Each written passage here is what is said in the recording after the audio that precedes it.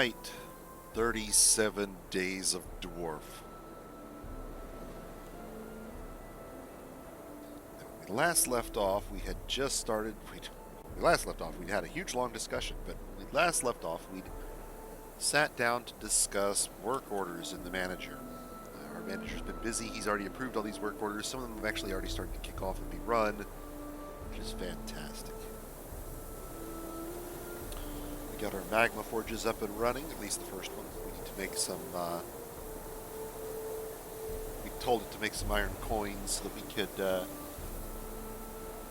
build ourselves a small bank of iron up real quick. You can see here some limonite being smelted.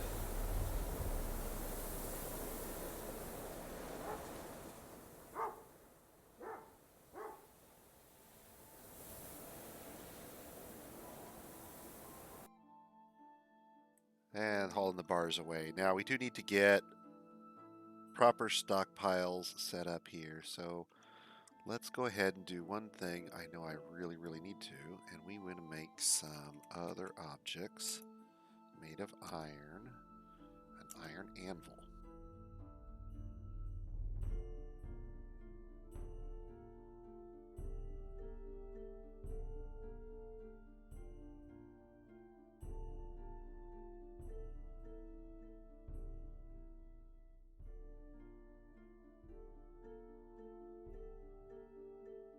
And I'm putting those ahead so that when the bronze coins job finishes up, before they worry about anything else, they'll try to make iron anvils if they can. If we've got any iron on hand. That may have been gold bars for that matter, may not have been limonite. But we'll store bars here. We'll store coins in a small box, or we'll store coins in a specific stockpile right here so that we can keep them on hand for melting purposes.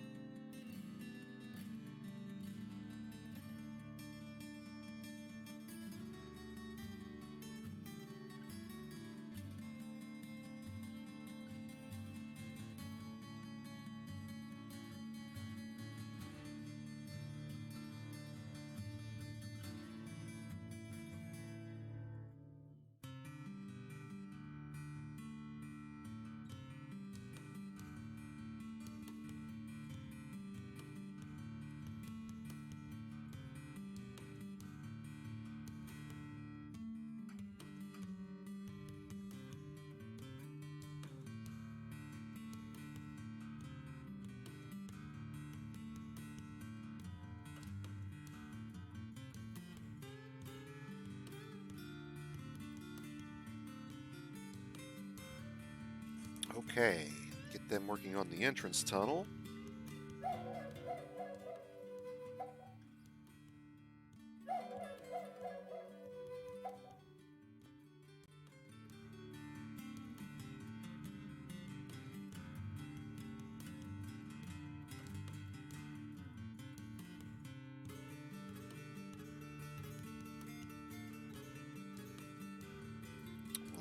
finish up what they're doing with those rooms first because we want to get these spaces dug out.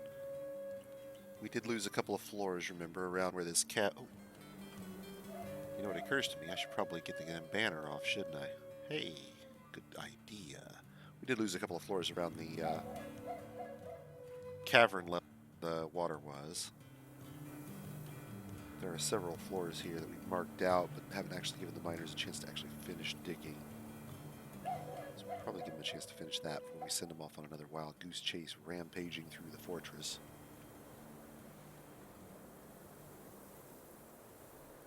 Our engravers are now going whole hog on smoothing the dining room and temple area. Let's look here. We need to check and make sure, because our admin doctor here, who's also our mayor, I think, has mandated some stuff we gotta build. I don't think, let's see, become an engraver, become an engraver. I don't think we had any. We did the Ranger Guild, took care of them. Check their petition if they had one.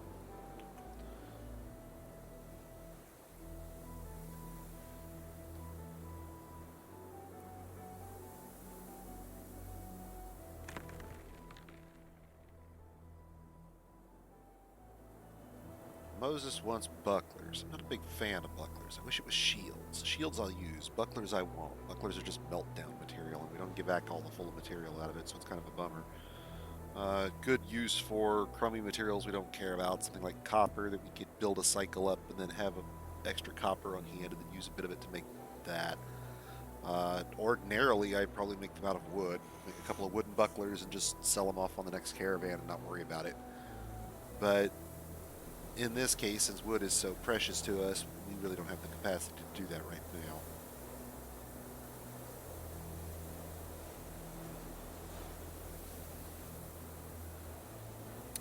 Now let's talk about getting a tree farm up and running. We know that there's a cavern down here, but we've got a few floors. We've got a few floors, we think, above the next one, don't we?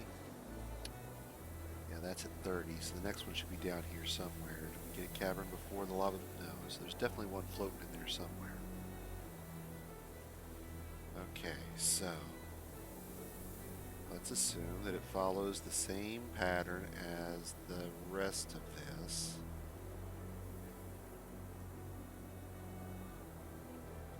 Because this came in and almost touched the stairs, but not quite. We got down here, this one came in and went clear under us, and we moved over. So presumably there would be another cavern somewhere in here at this level-ish. We know that the cavern is here. There should be 5 levels between them, so this is about where it should start.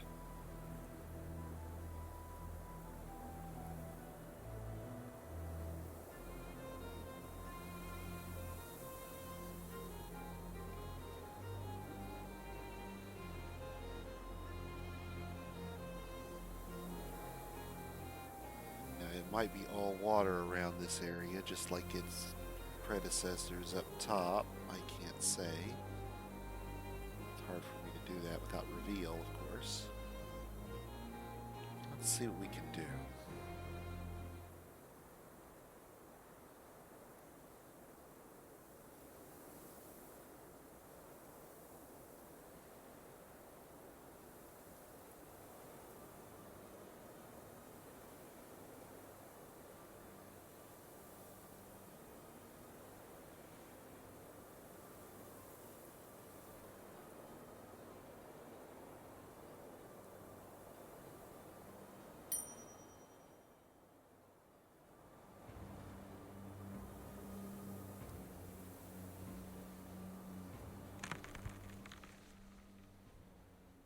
We think that little staircase we're digging there should probe down and hit something cavern related, we're thinking. And it'll only take one miner to do the little probe. No way. Okay, let's see what we got here. Can't build something. Somebody moved your food so you couldn't do something, or moved your... Check the booze supply. We're running a little low on actual things we can make. Got plenty of drinks, but we need some more crops. So let's check and see. Are we planting things? Yes, we are. Do we have all dwarves harvesting? No, only the farmers are harvesting. So that's good. We just have a few things waiting to be done. Okay.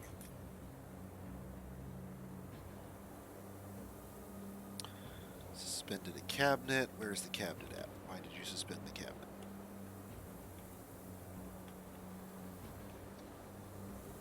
Because there's ice there. You don't know where to put it because you can't put it on this bed, and you can't put it on this tile because of the bed, and you can't put it on this tile because of the unknown material chest, so you don't know what to do with it, and you just are stuck. Okay.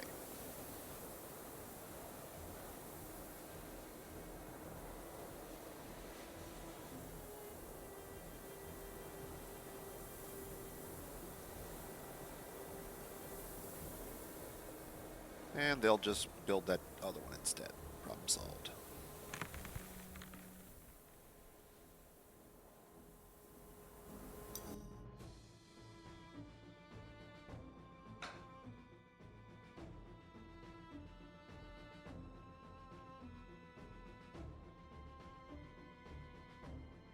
Now, the reality is, what we really got to do here, I hate to say it, is get rid of all the ice boulders. And the only real good way to get rid of all the ice boulders is to chuck them. They'll probably disappear, and we'll probably get a lot of job cancellations out of this, but that's what we're going to do. We're going to go into the stock screen. We're going to go into stones.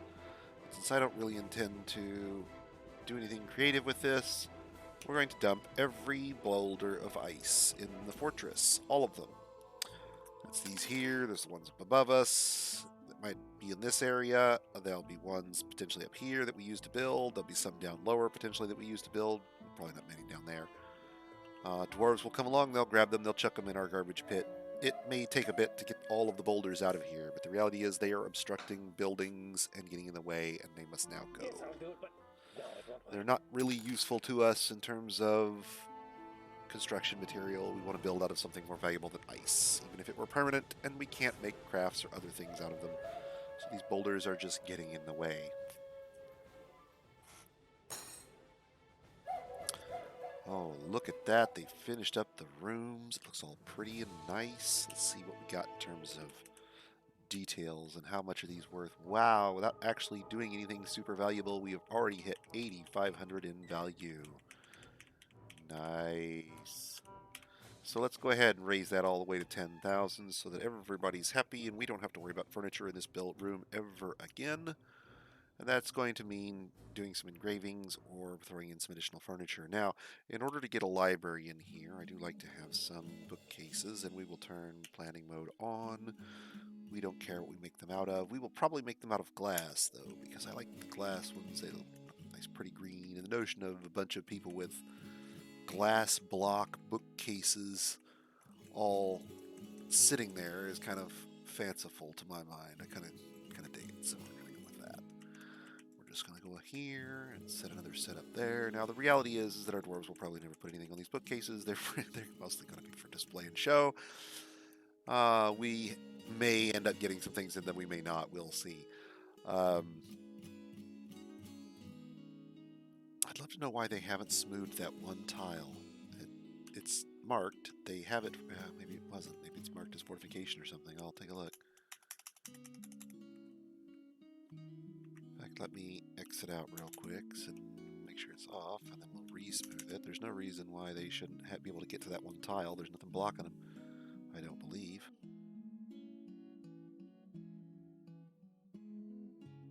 But I have to check with the K key because, you know, could have been something I hid maybe, or nothing there. So they just haven't done it for some reason. They have chosen not to do that tile first. Okay, that works. Whatever, guys. The bookcases will each add, you know, a few tens of dwarf bucks worth of value. If they're made out of glass and they're high quality, they may add a bit more than that. We have bags, I believe, of sand. Let's look at our...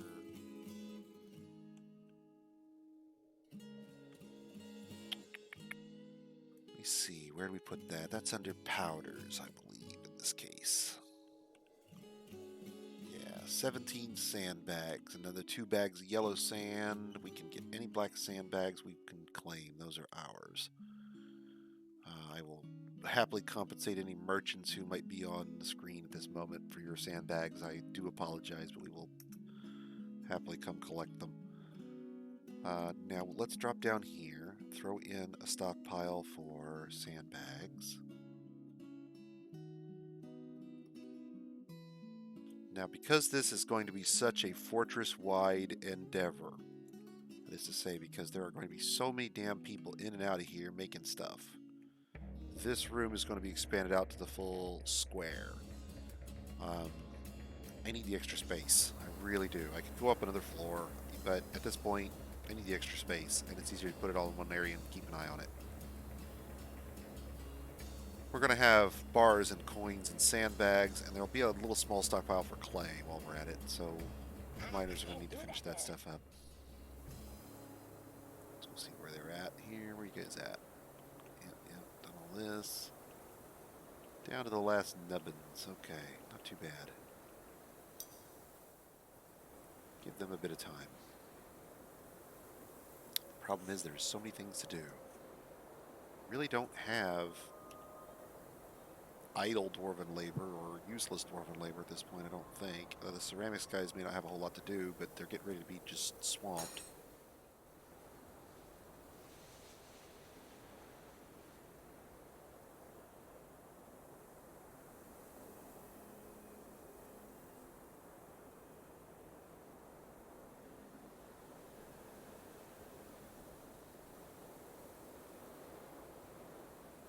More anvils means more forges means better parallelization of our labor.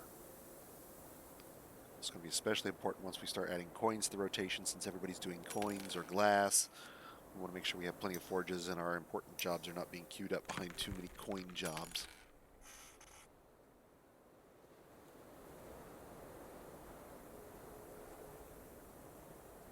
Now, he can't do any more because he needs iron bars. Let's check and make sure that we did set up smelting of limonite. I do not see a smelt job here, so let's look at our stone. What stones do we have? Want to know what ore you got? You look at your stones. What do we got? We got limonite. That's iron ore. So we want to make sure if we have limonite,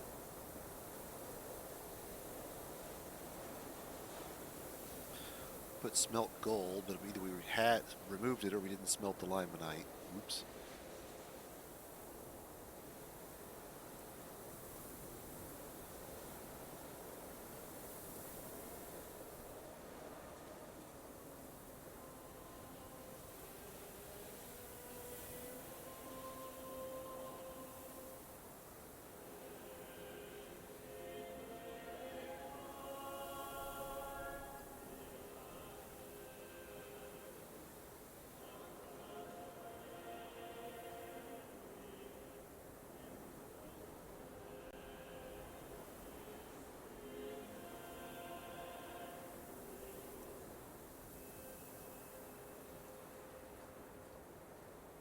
By doing this, I'm actually queuing the job up twice in the stack.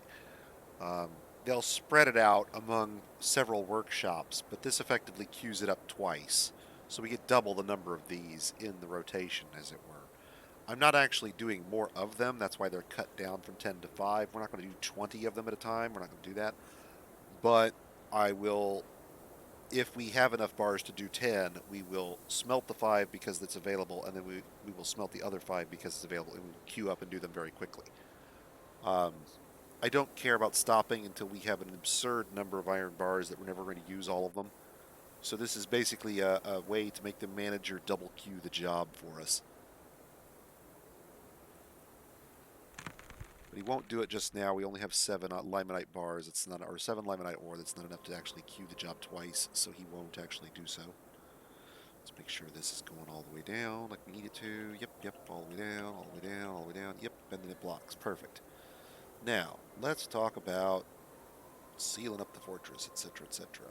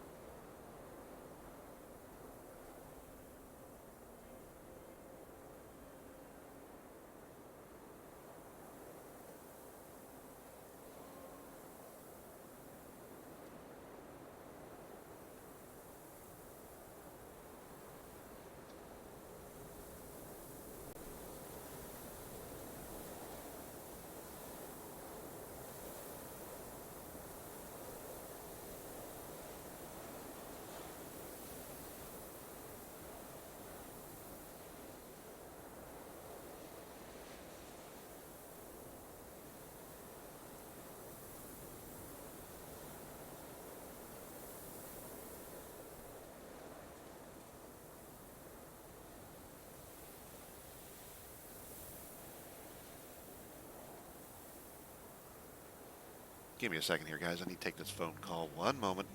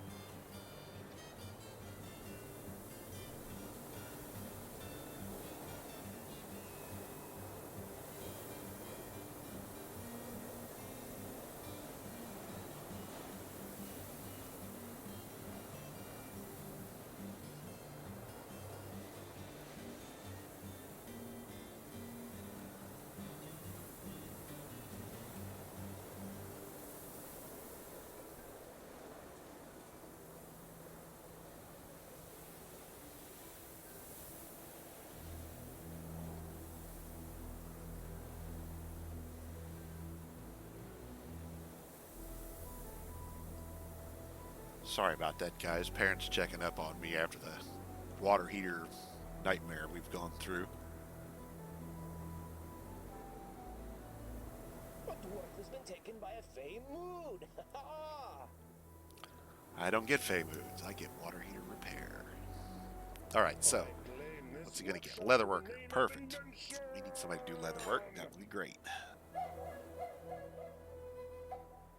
Let's look at our stocks for cloth, because cloth is probably very low, like none. Like we may not have any silk or... Okay, so we got some silk. That's good. A little bit of wool. Need to get some pigtails together.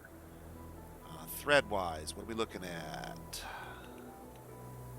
We picked up a giant chunk of cave spider silk thread because those guys were open down there in the garbage chute and picked it all up. My guess is that's when they also picked up the giant cave spider silk. I don't think that was coming off the caravans that got destroyed up top from whatever the hell was happening to them up there. So yeah, we've got a bit of silk built up. That's good. Now, normally I might use that silk in a normal situation if we had an abundance of it, plenty of it more coming in trade. I might burn some of that for cloth to make robes and tunics and clothing for my dwarves. But In this circumstance, not so much. We do want to check, because I don't think we've queued it up yet. No, so that's next on our list. Now, queue.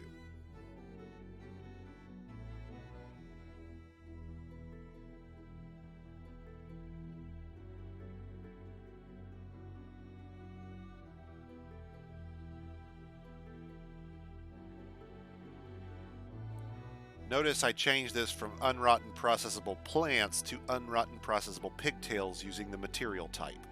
The reason I do that is because we can then set up a job that's very diversified based on what types of cloth might be coming into our fortress. If we end up with rope reeds, we can process them down to rope reed thread. If we end up with pigtails, we'll process them down to rope reed thread, or pigtail thread. If we end up with whip vines, we'll process them down to thread. No matter what we end up with, as long as we set this correctly, the right jobs will be queued for those specific things. We then don't have to worry about something coming in and having processable plants that of two different types, for example. This job will get done and only kicked off if we have pigtails. So we can keep an eye on what's actually coming in, see what's actually being processed. You could leave it on base plants, and it will eventually get through everything, but it may prefer one thing or another.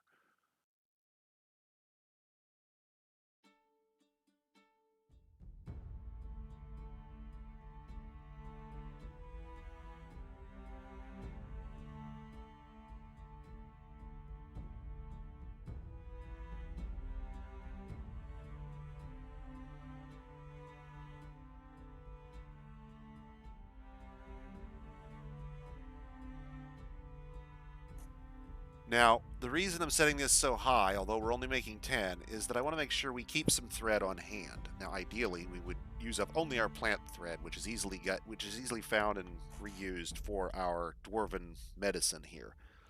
But the reality is our surgeons appear to prefer the more valuable material, and that tends to be the silk, if there's anything going on with it at all. Pigtail thread is valuable, but the silk, if it's got any kind of dye or anything like that, they'll use it. And especially if you get adamantine, for example, thread, you'll end up with a lot of dwarves who end up with adamantine stitches. So you've got to make sure that if you've got adamantine thread you're making, you've got either a way to make more adamantine, or that you don't mind the loss of a little bit, or that you're doing some crazy thing to forbid it and unforbid it when you're using it very specifically. Now this will set up and queue up a job where we'll produce cloth for ourselves, as long as there's not a huge abundance of cloth, as long as there's enough thread that we're not using up all our thread. Now that we've got them processing our pigtails and making that thread into cloth for us, we can then turn around and start setting up jobs to whittle down our need for new clothing. Robes, trousers, socks, gloves, hats. Now, the reality is we really only need the robe and the glove, or the robe and the trousers and the shoes or socks, whichever one you prefer. So if we did those 3 items preferentially and got them under control and then do the others later, that's a bonus. The extra items give dwarves a chance to acquire something nice. Nice clothing is a thing a dwarf can acquire. Having their clothing turn over periodically gives them the chance to acquire new stuff. That's a good thing. But right now we're kind of short on cloth materials. We are going to run through our pigtails, I suspect, and make a huge quantity of thread, and we'll quickly grind that into cloth, and then it'll quickly go into a small batch of clothing, and then we'll run dry of cloth. We won't have any way to make more until we get another batch of pigtails in, and pigtails only grow a couple of seasons a year.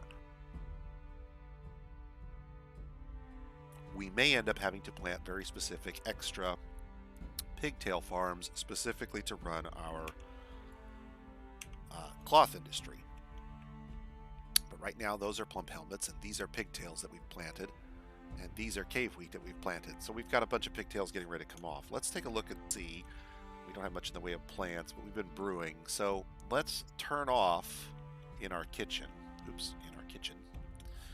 the brewing of pigtails. We now really want to make sure that we're focusing. We've got our booze supplies up. We've got plenty of plump helmets and other things being produced that we can brew. That's fine. Let's get some of our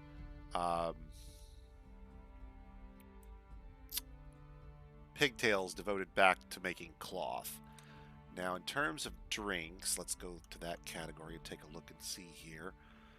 We've got an abundance of booze right now, no big deal, mostly in the dwarven wine category. We do have some milk we could really stand to make down into cheese. Let's do that before it's cooked. It's kind of better for us that way. We get a little more out of it, I think. Let's go up. So let's do job, make, Q, cheese. And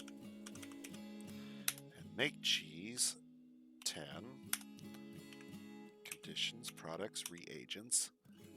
And if there is at least no more than 1,000 cheese wheels in the fortress, make me 1,000 cheese wheels, boys. Go, go, go. Now, I am shocked to see that there are not 10 unrotten milk items in the fortress because, wow, that's interesting because I just looked at the stocks and there certainly do seem to be a large number of extracts that say milk and hang on a second. Let's take a look there. Extracts. I'm blind here. Where did we put it?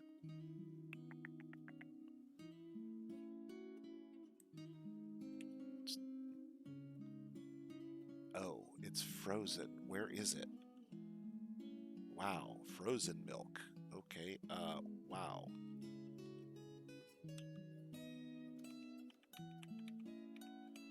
Oh, it's all frozen solid, so nobody can do anything with it, and nobody will eat it because it's frozen.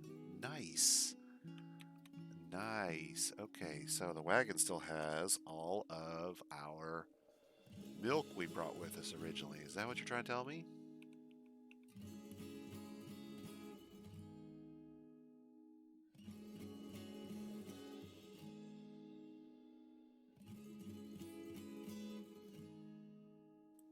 Either that or the barrels are considered to have leaked all the milk out. I'm not sure which. Let's see if we can't set up a stockpile that will get that stuff pulled in to where we need it.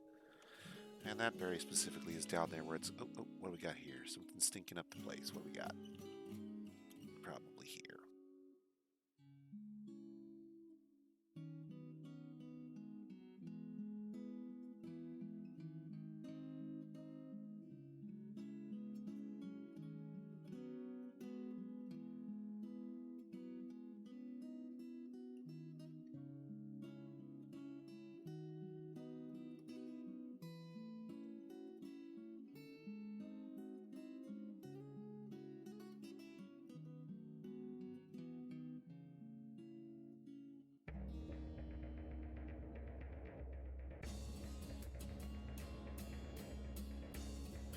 Never actually set our prepared food stockpile up to be a prepared food stockpile. Instead, it was storing animals. Whoops.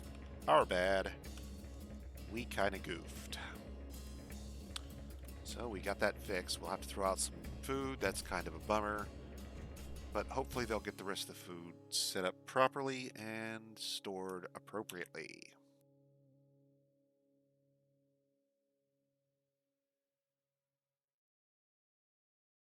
Store the extra animals we managed to bring in last time.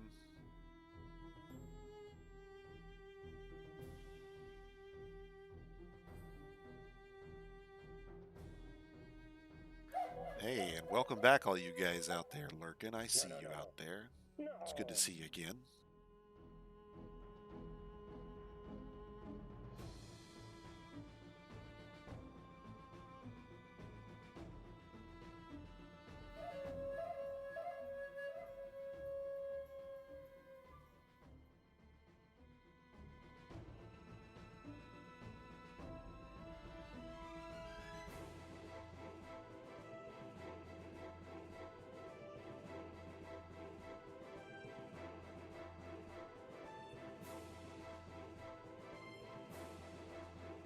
Alright, now we've got these two bridges we need to link up.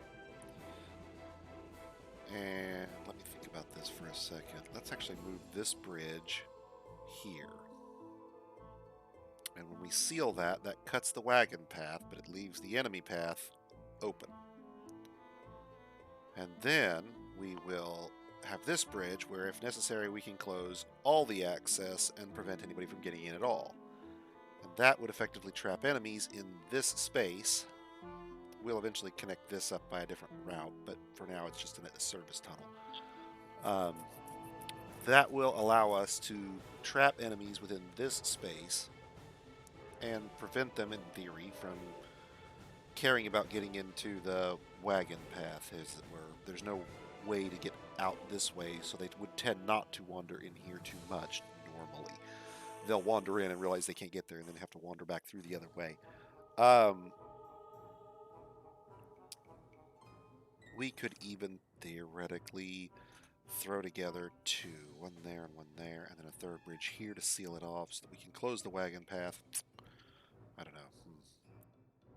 I think we'll just do a bridge here to cut the wagon path, and then anybody who comes in...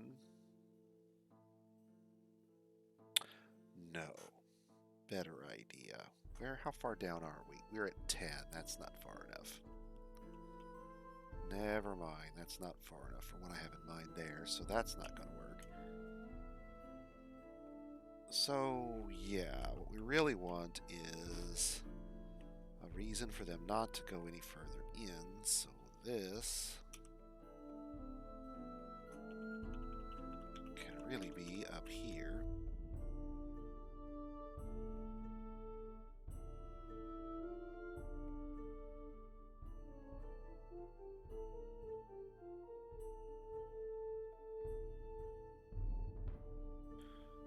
If you're on that one, it will squash you just fine.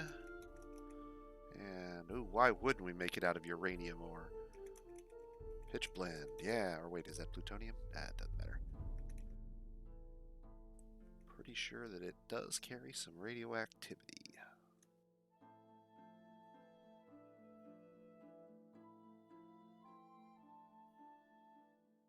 Okay, so we'll set a bridge up here that will seal as the main fortress seal if we have to cut everything off completely. We've got this to cut enemies off from the getting in, so that they don't get into our space at all. Great. Now we'll cut this off over here so that we can seal this area up and trap enemies inside it. Now we don't have currently, and I'm probably not going to implement in this fortress, a way to flood this space. In a standard fortress, I would simply divert water from the river or from the ocean, depending on which I was using. If our entrance were dipped below the level of the caverns, then I could use cavern water. And the last option you have there, if you're above the level of the cavern water and you don't have any way on the surface to bring water down, is to look at doing something either with, we could drop chunks of the glacier in and have a temporary one-time only reservoir, which I don't like because I like it to be able to refill and reuse. So the last option then at that point is a pump stack. You build a stack of pumps, glass, metal, wood, whatever they're made out of, depends on what you're pumping, and you pump the fluid up a vertical shaft, back and forth, back and forth, back and forth, up a vertical shaft, effectively a set of screw pumps going back and forth up a ramp, and then each time it goes back, it goes up a bit, back and forth, like a staircase. And the net result is that when the entire pump stack is running at once, the pumps put the fluid, move the fluid up the stack to the top, and water is moved all the way up very quickly, allowing you to quickly refill a chamber, for example. Now, the problem then is that you have to supply either a substantial amount of dwarven labor to move the necessary number of pumps at once, or you have to rig up a set of mechanisms to run the entire pump stack, and the necessary power to run the pump stack. That means creating fluid flowing over rollers to produce the flow that gives you the power that runs the pump stack, for example. That means you can do things with what's called a dwarven water reactor, where you set up a loop where the water will be pumped around in a circle, and then use excess power from the rollers in the loop to power whatever devices you need to run. For example, if I set up enough rollers that I could power the loop itself, in other words, dwarven perpetual motion machine in a sense, as long as the amount of rollers in there was large enough not only to power the loop, but also the necessary number of pumps in our stack, we can effectively strip off a little bit of the power and use it to run our pump stack. Now that's a substantially involved engineering project for what is effectively nothing more than a drowning trap in this case. So that's not really what I want to do here. Or rather I could, but it would be a very late Fortress idea for me. I really wouldn't mess with it here. We would have to dive down, 10 levels. It's not the worst pump stack in the world, but it's substantial. So, 10 or 12 levels to get above the area we want to flood, right? So we've got our cutoff at the top, we've got our cutoff at the bottom in case of emergency. We then need a way to seal off the wagon bridge to reduce its enticingness, so we can seal that off right here and prevent people from getting into it. If they do get in, there's nowhere for them to go. They're just going to turn around and go right back out. They'll try to come in through this pathway instead. This pathway, it's not just going to be a serpentine corridor through the rock. We're going to actually have it as a serpentine bridge over nothing, going down several floors. This will effectively double for us as a stone quarry, allowing us to pull out a massive amount of stone that hopefully isn't all marble.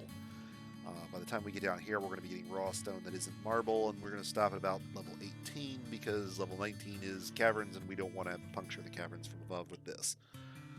So, but it's still going to get us 10 levels of marble, and I'm thinking that's gabbro there,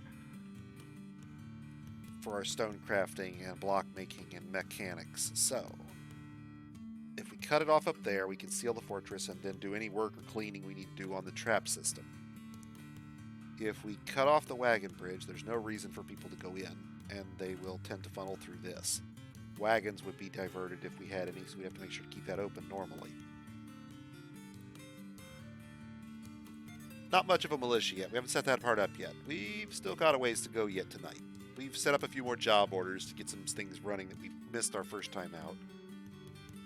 But we want to get this entrance corridor up so that we can let people in and kind of control our access a little bit.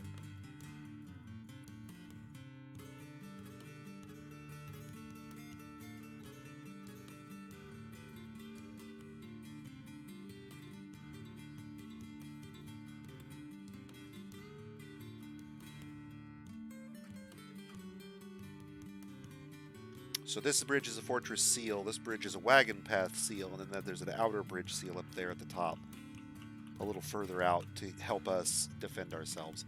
Now, eventually, what we can then do if we want, once we finish flooring this over, because we haven't done that yet either, haha, is we can set up like an archery tower here above this that allows us to pepper anybody who comes around, and set up an entrance to this that forces them to path within the line of sight of our archers, effectively setting up a shooting gallery for folks who come to visit and attack us, and they have no real recourse except to either fire back at our fortifications, which can work, or endure the fire as they enter this corridor, only to find a bridge at the far end that we can close and force them back out. So then they have to come back out with us peppering them the whole way that way too. Once they get in, we can set up traps and other nastiness. We can set up cage traps to make this entrance even less inviting. So, for example, the first thing I would probably do is create a way to seal that door at this end.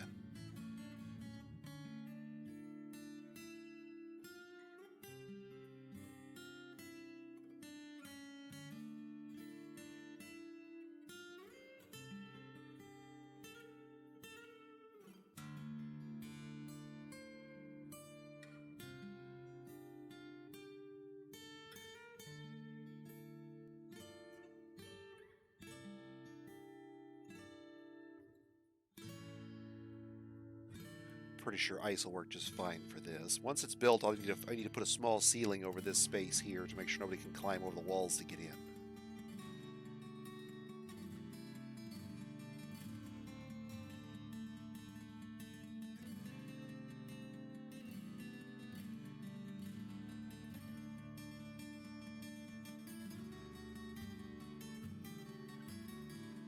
Kind of like the cobalt type. Blue just goes with the theme here. So then what we'll do is set up an array of cage traps.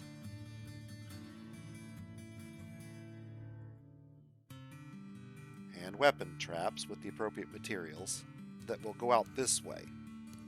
Now, enemies will tend to path straight into the entrance. They are not going to notice about the traps. Wagons will go around the traps by default.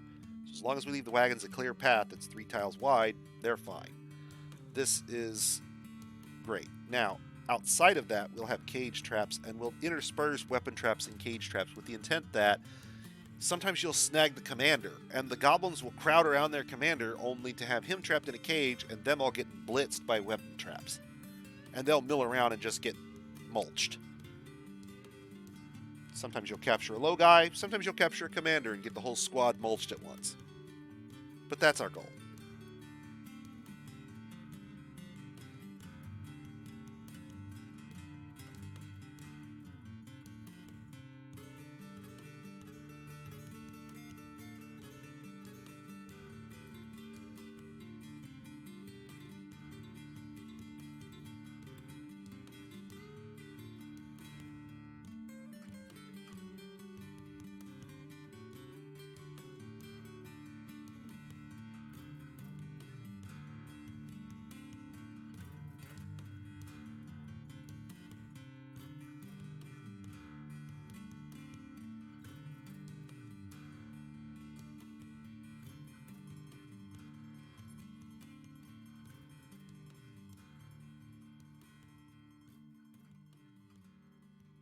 Now that's going to chew up mechanisms like crazy, which is great because we need to turn around and have an actual dedicated mechanic here or two.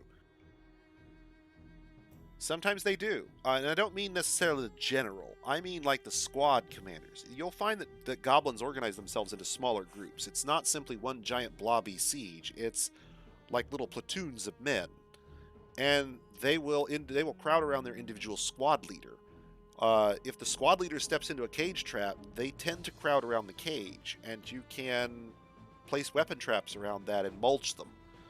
Now, a lot of times, the first guy in gets mulched, or he'll be the commander and he'll get mulched by the weapon traps. But sometimes he'll dodge. He'll end up in a cage instead, or he'll make it through the trap line and they'll all try to follow him through, and he's the only guy that makes it, or you'll see what I mean. But they will stick with their squad leader, if you will. Not their general, but their like lower level leader.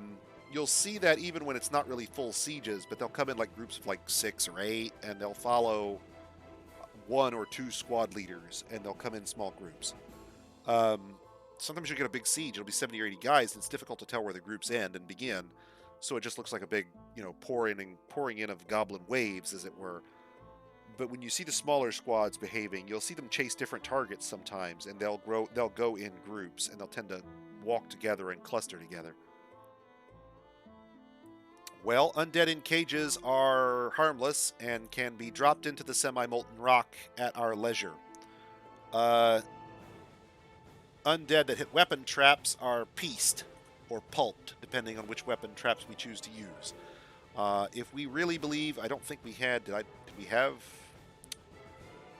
Nuts. I didn't think we had a undead neighbor, so we're not really expecting one. We might see one if there's one in the goblin area that comes our way. But initially our goal is just to snag a few with cages, and we'll mulch a few with weapon traps once we get going. Since we have sand on site, the easiest way to produce large quantities of cheap weapon traps that we don't care about getting broken, destroyed, and rebuilt is to simply make them out of glass. Glass is useless, or almost useless, against armor, but when goblins come in, they're not dressed like stereotypical medieval knights in full plate mail with visors and gauntlets and pauldrons, and no. They're coming in loincloths and an occasional piece of iron armor strapped on one part. And sometimes they'll have leather, and sometimes they'll have, iron here and copper there, and glass traps can be used to slip through the goblin armor by attacking lots of locations en masse. The wear on the traps will be heavy, it's true, and you will get lots of them broken and have to be replaced. That's also true. But glass is free, and our dwarves are going to make lots of glass objects in order to give ourselves access to a creative outlet for them and keep them happy. So making weapon traps is a fantastic way for our dwarves to use our infinite resources to produce something that's beneficial to the fortress, makes the dwarves happy, produces lots of fortress value, which means more sieges, yay, and still have a positive cycle out of the whole thing. The extras that we don't use can be traded, no problem. When we're done with this ceiling, we can come back later, put something on top of this, put fortifications up above this, and enemies will run at this entrance across the trap line while our guys stand up here and just pepper them from above. So typically, I just don't mess with them. I seal the door. Weapon traps, cage traps, archers from above.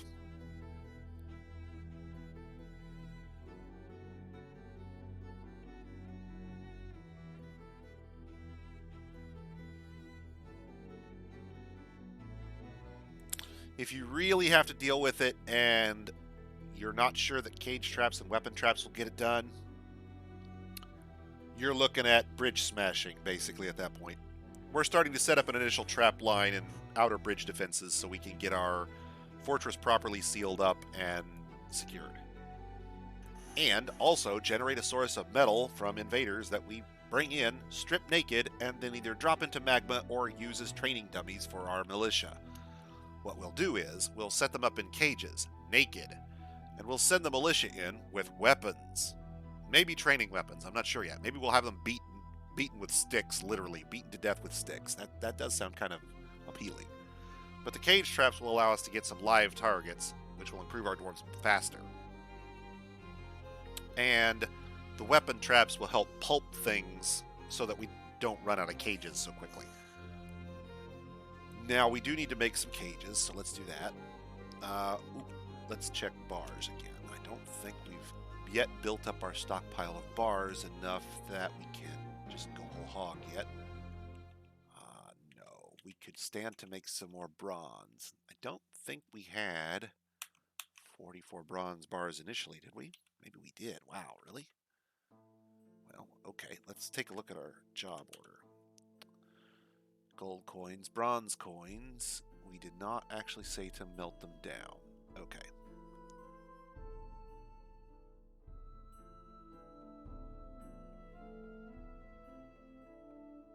Let's take a look and see what we've made in coins. We have made some bronze coins, so we can melt those back down, or if we get a trader, we can split them.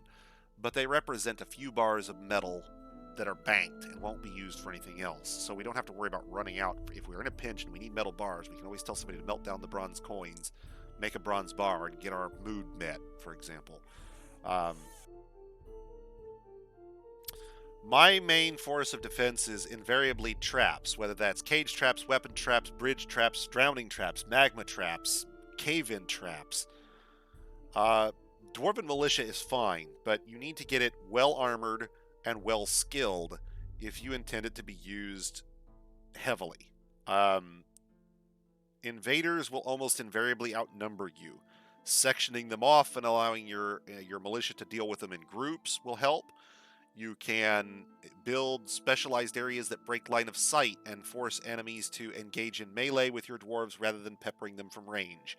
If that brings their bowmen in close, you can imagine how well that works when a fully armored dwarven militia charges in with shields and battle axes from 2 feet away, because they came around a corner in a pillar maze. There are ways to make the militia more effective, but there are things you simply cannot engage with the militia. So they will come from the surface, they will come from below. There are many types of these things, but there are many things that your militia simply is not equipped to deal with, whether that's demons or forgotten beasts or... Yeah, and numbers, of course, in Dwarf Fortress being as highly simulationist as it is, it doesn't matter if your dwarves are super legendary guys. These aren't Rambo. They don't plow through entire squads over and over and over again without eventual consequences. The law of averages will catch up with your dwarves eventually. So even super skilled dwarves tossed into a melee with more enemies than they can handle will quickly be overwhelmed, not by virtue of their lack of skill, but simply by being exhausted and then tired out and then clobbered. Dust, fire, webs, dust, fire, webs, and dust. That's right, and poison spit, and syndromes that they can cause. There's all sorts of things that your military just simply cannot attack head to head. Traps are a way of life, like it or not. If you are just simply looking to say, oh, well, traps aren't fair, traps are exploitative, if that's your mindset, go for it, man. You're welcome to stand out there with a militia and get pulped over and over again. Sooner or later, they're going to send something in. You're not going to have any traps up, and it won't help you. You're going to get nailed. Send in a squad of dwarves who are skilled from the get-go. You're still going to get nailed. Militia will get overwhelmed when you start talking about, there's 40 dwarves in your militia maybe, or 50 dwarves in your militia, but they send in 120 invaders and another 40 beat dogs, and yeah, 160 guys against your 40 is 4-1 across the board. Sure, your guys kill well, but they'll wear out. They'll get tired. And if you start trying to increase the numbers of your militia beyond a certain point, you are either pulling people out of civilian jobs in order to staff your walls during sieges, for example, or you are running so many people in the militia that you start worrying about, do you have enough labor in your fortress to keep things running smoothly? Producing the food, keeping the meals made, keeping the drinks, done, clothing, and all those things that you're going to need, crafts. You can't run a full-time militia who never does any civilian jobs. It starts to get to the point where you can't run a giant militia. And since you can't run a giant militia becomes secondary. If it were, how do I put this? If the law of averages were not so cruel, if it was not so almost invariable seeming that it's your legendary weaponsmith who forgot to put his helmet on that day, then maybe I might use my militia in full-on combat more often. But typically, if I'm calling out the militia, whether that's an impromptu organization of wrestlers or a full-on charge of axe dwarves, then what you're going to see is that that's generally a second line or a third line of defense, never my first line. Never, never, never. The dwarves they react too badly to losses. They don't deal well when 5 or 10 or 15 dwarves get clobbered. And so it becomes the kind of thing where you minimize the opportunity for 15 dwarves to get nailed at once. Having dwarves out in the militia and being in a fight is, by definition, a situation where 15 dwarves dying at once is possible, even probable in some cases. And if you want to avoid the consequences of that, you have to avoid the situations that engender that. And that's its whole topic unto itself, so we're not quite there yet. Let's go back to our public spaces. We were still building, I think we linked this one up to our bridge, as I remember right. So we can seal that door, but we don't have any way to seal the others. So we need to build more mechanisms. Did we do rock mechanisms? We did not, so let's queue that up.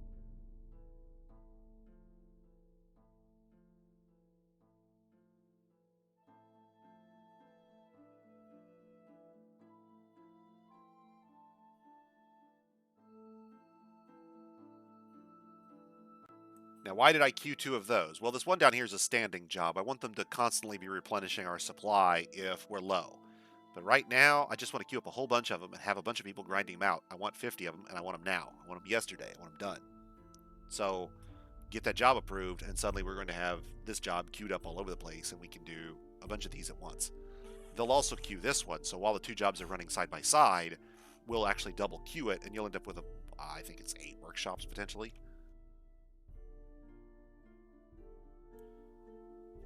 I don't have it limited, so it could potentially run 5. It could potentially run all of them and double queue them. Now, for the case of mechanics workshops, there's not a lot of alternate labor going into them, so double queuing them doesn't really do much for us one way or the other. But if you were doing something like, say, a carpenter's workshop where you're doing other furniture, having that job double queued means you do 2 of them a cycle instead of 1, which means you're waiting a lot less between full cycles. You're getting twice as much per cycle, effectively having the amount of delay.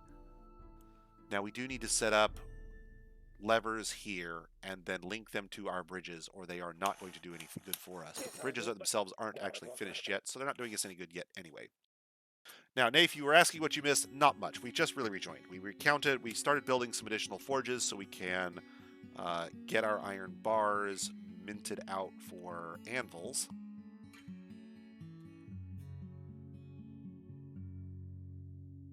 But they're going to mint us some coins to stockpile ourselves a sheep leather quiver. Well, good for you, buddy. A family heirloom. Good for you. We're going to build a small entrance tunnel here that's going to be our main entrance, and then this will be a place where we let dwarves in, and we're just going to trap the shit out of this. Nobody should ever be coming in here but dwarves or visitors who we're allowing in, but reality is I don't really want to even leave this open normally. We'll use this as our primary access to the surface. There's not a lot of reason for our dwarves to visit the surface in a glacier cavern or in a glacier fortress like this. If they're not doing guard duty, there's no trees up here to cut. There's no plants to pick. There's no animals to really hunt most of the time. There's a few supplies that we haven't brought in, that were frozen out there on the surface, just sitting there waiting for us. Some barrels that are empty and waiting to be brought in. But the reality is there's just not a lot of reason for our dwarves to be up, and we don't want to encourage them to be. See, there's still ice down there that needs to be dumped. We can get all these traps up relatively quickly, get some basic cages up to help encourage folks to leave their squad behind. Make more room. Here comes migrants. Perfect. We needed more labor. That's great.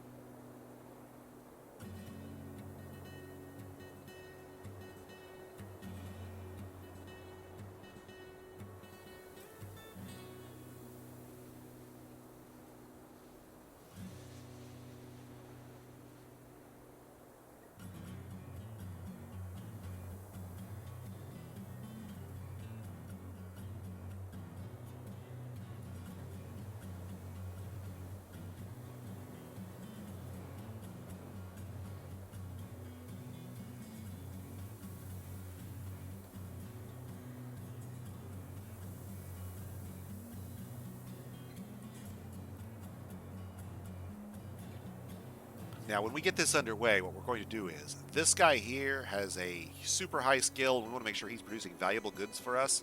So we'll set up a workshop that's basically limited down to people with his skill level. And we'll limit that job to people of his skill level. And he'll generally get pulled into that job whenever possible.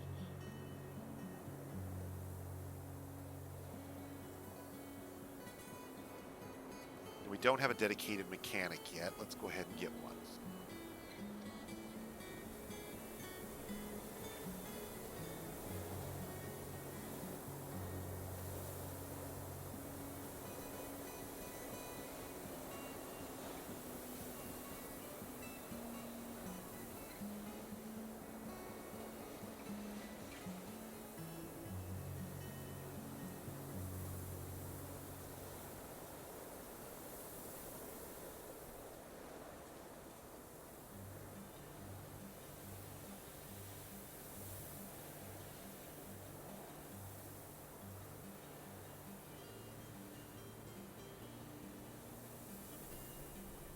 Normally, I don't have folks operating pumps, but if I do,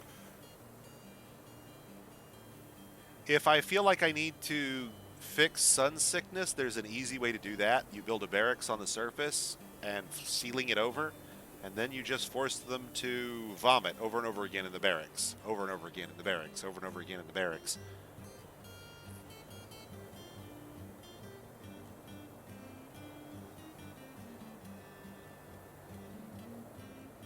The reality is, if we're going to send our guys anywhere, they're going to have to spend a lot of time training on the surface anyway.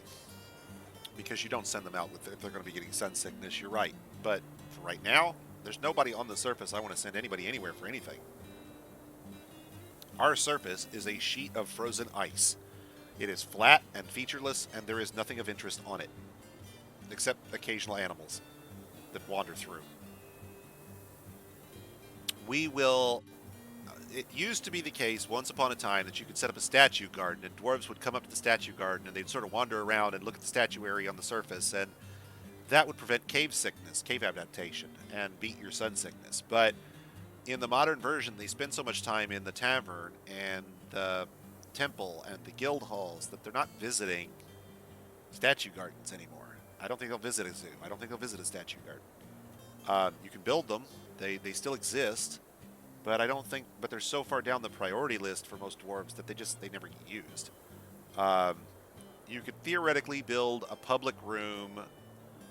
So if you really wanted to get creative, check this out for an idea. You could build the public room as the top floor in stone in your fortress, right below the soil layer, and then open it to the surface. Now that might mean if you're in deep soil that you're digging a giant dirt pit right above it, right? But cut the ceiling out completely and replace it. And as long as you replace it, it's secured again, right?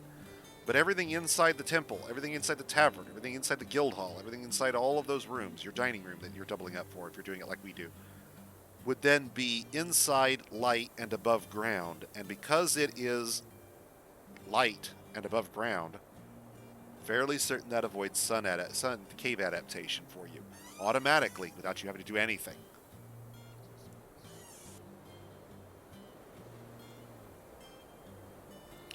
There are several ways in which, in the current version, as the mechanics work currently, it is very beneficial to consider removing the ceiling above a floor if the contents of it would be exposed to light would be useful.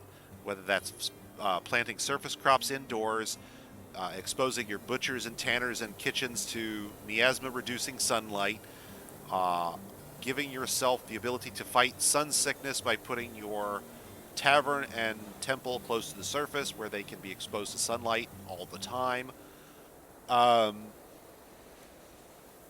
Your fishing hatch, your fishermen will generally not suffer from cave adaptation. If you build a farmer or a fisherman's hut like I do, they access it from below in the caves, but they're up on the top and it's light and above ground, and so they get sun exposure. Your hunters will tend to get sun exposure. So I would ideally want to have my marksmen doing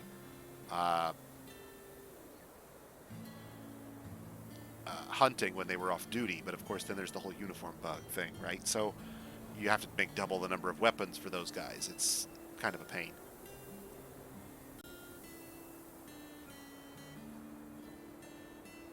Whoa, thanks for that there, Dwarf Fortress. Let's undo all that.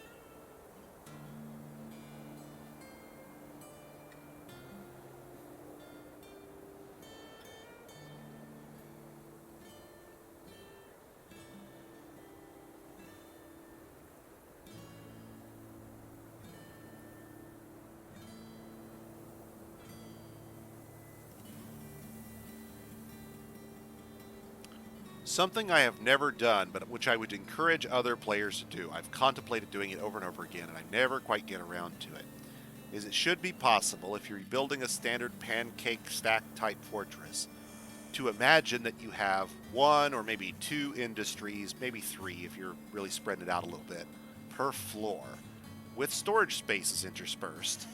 And you imagine what your workspace flow would look like, you know, raw food coming in at one end where the pastures are, flowing into workshops that process the raw food into cooked food and store it as prepared food in one location, with drinks doing the same thing, and then you can work on bars and blocks, and everything can be done that same way, right? Ooh, wow, that dude's got a 15 in beekeeping?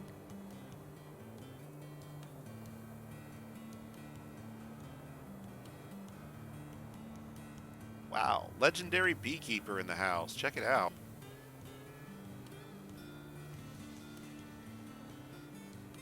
Legendary beekeeper moves to glacier. No bees anywhere. You think there's a story there, maybe?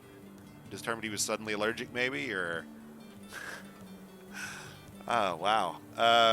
Bisek Puzzle Gold feels new. I need to look and see if there's a god up there that we haven't set up properly in our temple.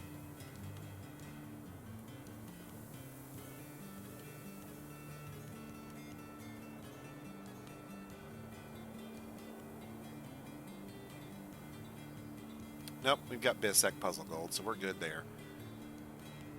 All right. Let's see. Let's do some stuff here.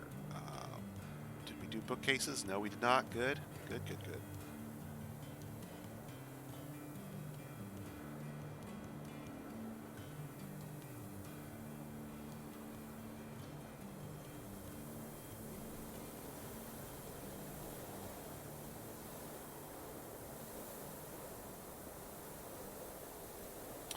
Make me a few green glass bookcases. Go for it.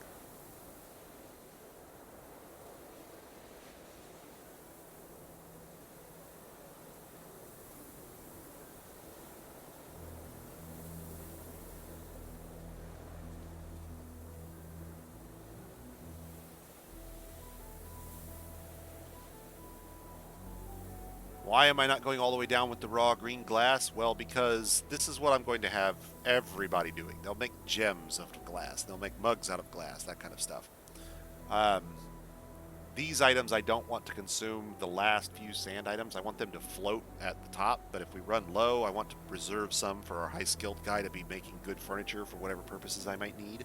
So we're going to pull those out. If the dwarves and the humans are at war, are you trying to exterminate them slowly by sending your dwarves out on military missions to fight with them?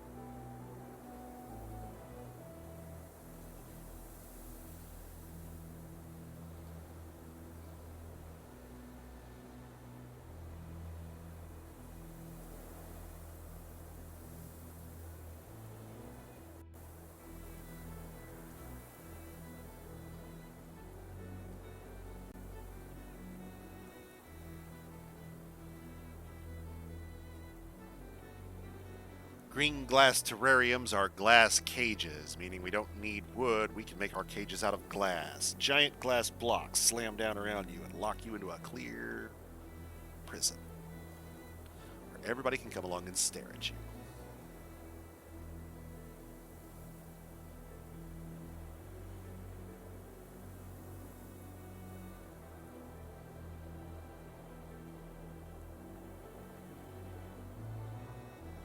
How far off the mainland is the island? Do you think you could build a set of series of fortresses to bridge it over if you didn't...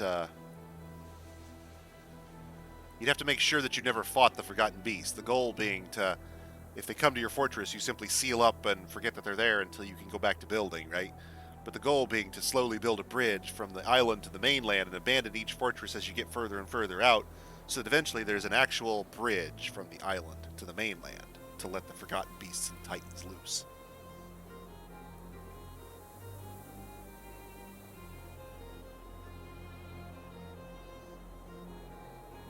Now, I mean, if it's really far out there, it's technically possible, but it's one of those things that you would never really do. You know, it just starts to be crazy at some point.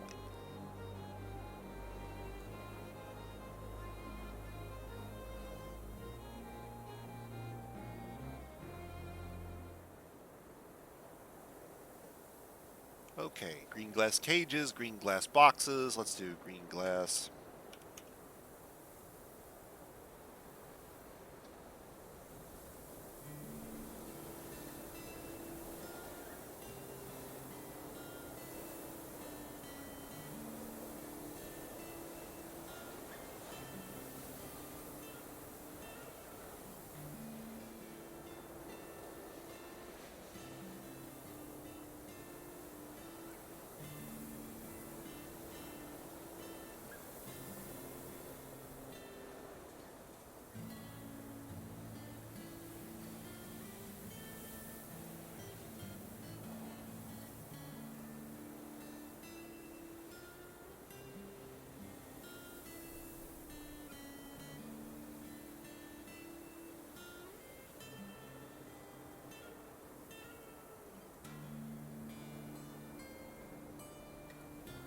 See, 5 fortresses to connect it sounds like the kind of thing that you'd have to be really devoted to really want to do. Not the kind of thing I'd probably bother with, but I hear about people doing it all the time. I do believe it's supposed to be possible to do it. I'm not entirely sure. You'd have to double check and research out there whether the game actually recognizes it properly or not.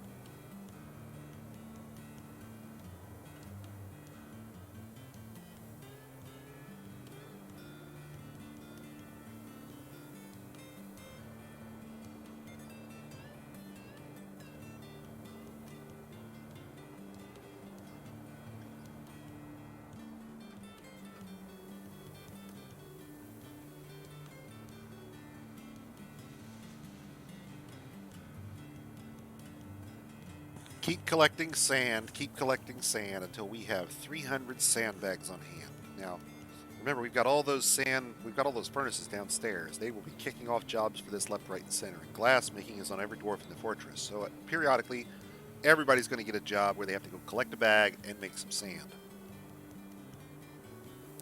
And we're going to parallelize the hell out of that labor.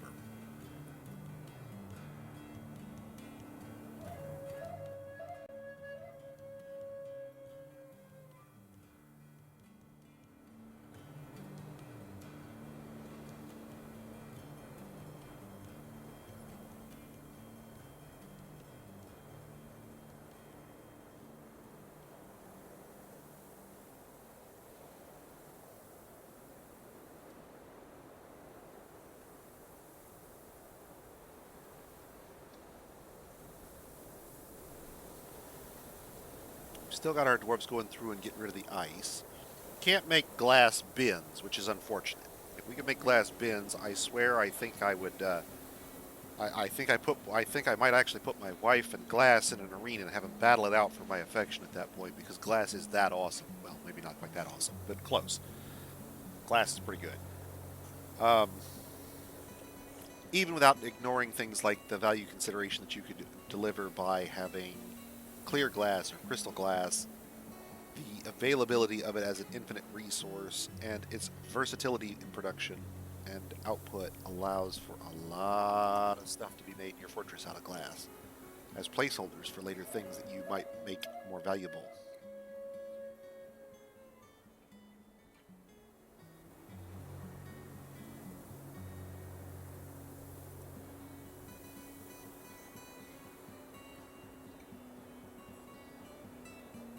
Don't think we actually rebuilt the carpenter's workshop yet. No, we have not. We were going to do that, but we haven't done it yet. We need to go down to where these forges are and get rid of this stockpile.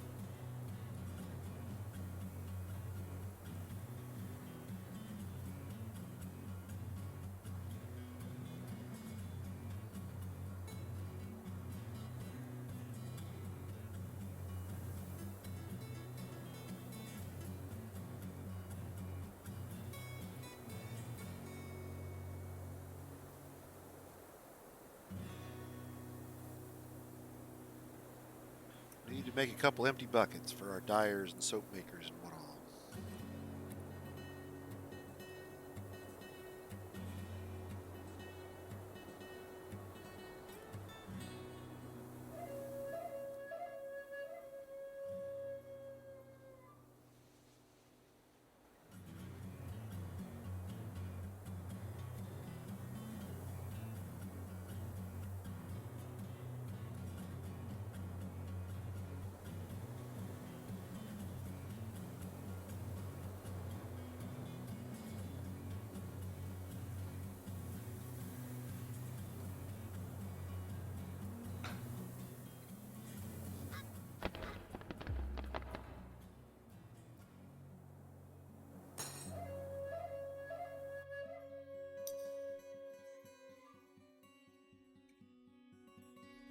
And we should start to get those bookcases. So see, we started immediately right away grinding out glass. Our book, or somebody's producing that for us, no problem.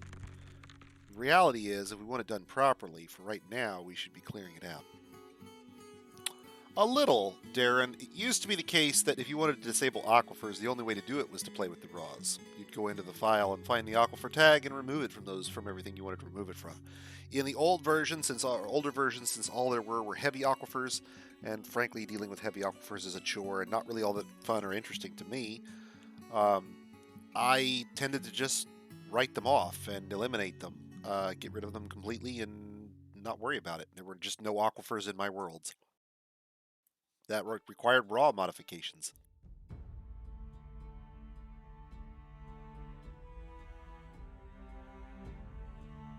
I have done things like when I was first starting out and learning to work with forges, I copied my raws so I had a backup. Took a set of raws and made every stone in the game into an iron ore. Just add the tags to them. It's not really all that hard. It's, put the reaction in.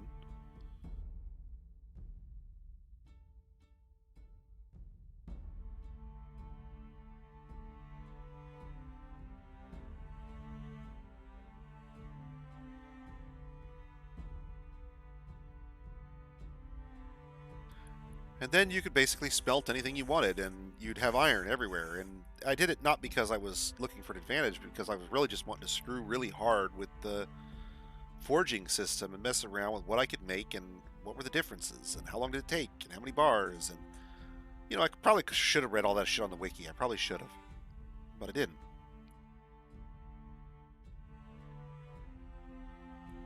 Now, I don't mean learning it from the basics. When I was first starting to mess with forging, I did the same way everybody else does. Charcoal forge in the middle of the forest, basically. But I kind of wanted to look at skills and see how long it took people to get higher, and hell, that stuff's probably changed since then. There have been reworks to all that stuff since I first started playing. Or at the very least, it's been revisited. I don't know that anything I learned originally would be necessarily accurate and correct now. I would definitely consult the wiki.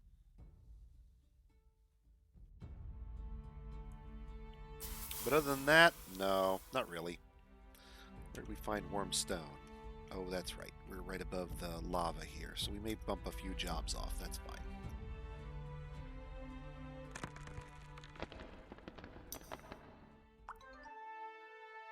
Alright, our probe staircase has made contact. And the adamantine comes up this far, which is worth noting.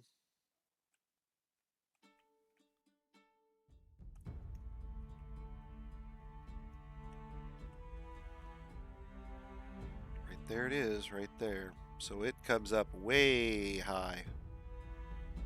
Clear up into cavern cavern 3 here. Okay, here's our probe stair. There's where it made contact. We've chunked down that tile there and we can see. So we're going to go up here, one above this. We're going to dig over here.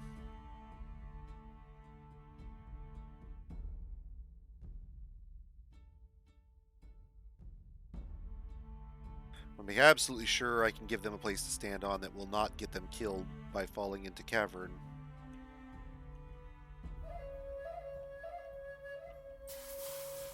Come on, boys, get my mining done here.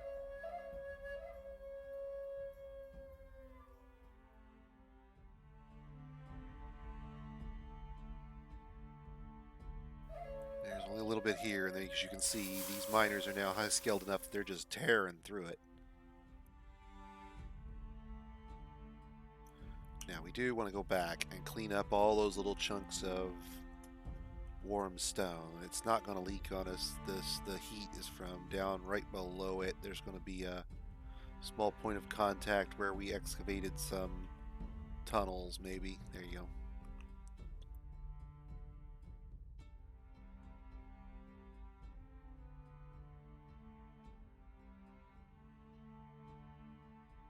If you really want to do it properly, you need to give your dwarves access to loincloths. Because dwarves will come in with loincloths that they're wearing and they won't take them off, and they will rot. And the dwarves will basically wear them until they rot off. And a dwarf who has clothing rot off their body is made more unhappy. So there's a big unhappiness hit in their future, and there's nothing you can do about it because you have no way to make loincloths. Because apparently, we can make robes and gloves and gauntlets. But the notion of putting some cord on a cloth is outside our notion. It's just, wow, how could you ever make a loincloth? I'm going to go grab a drink, and I'll leave you for a moment to think about that for a second.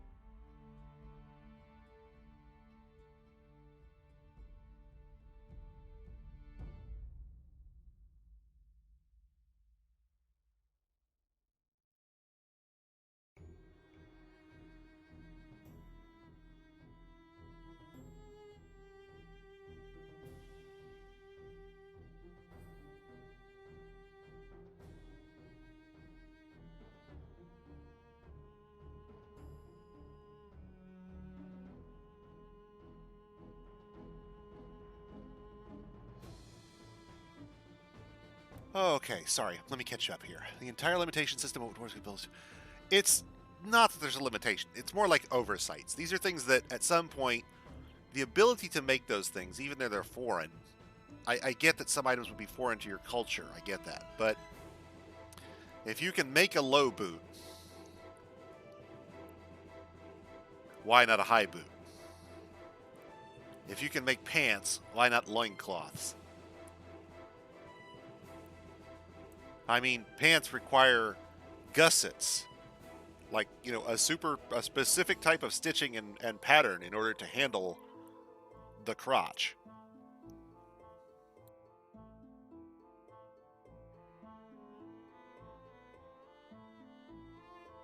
Loincloth is a couple of pieces of cloth and a cord.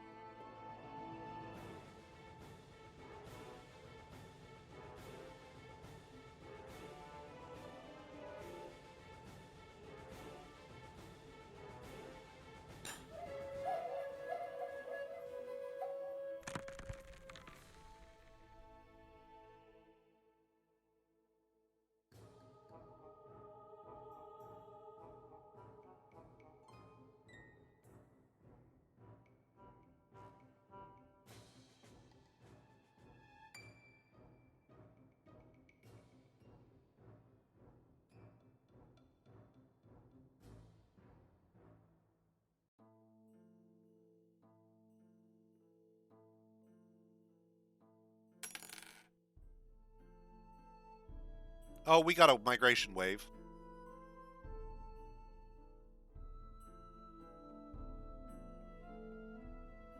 Make sure I got it properly sorted, but yeah.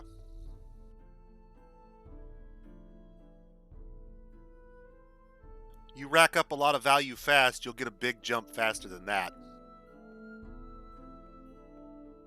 If you hit the ground running, and I will here recommend, there's a Craft Lords setup, I think, that has a giant group of dwarves when you first start, of your starting 7 that have high crafting skills, and the materials to make them productive as traders right off the bat. You'll start getting big waves right around fall, winter, spring of the first year.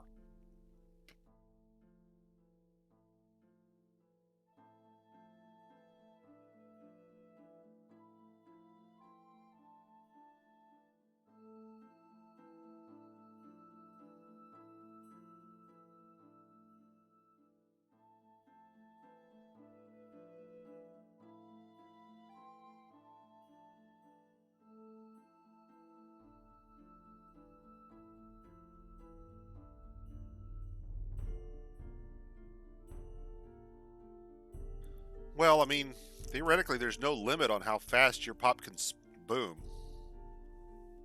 I mean, you could get, theoretically, as far as I know, there's no limit. You could get 100 dwarves at once if you needed to.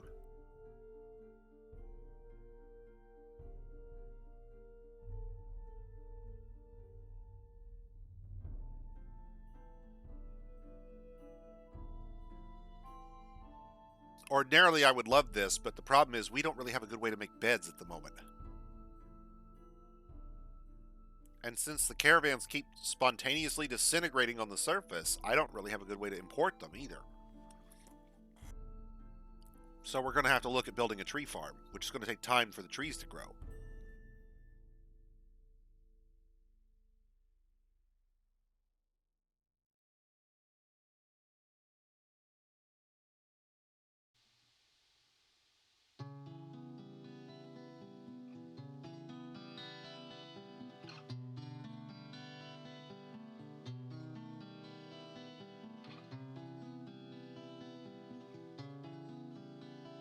Probably should get this set up as a dormitory in the meantime.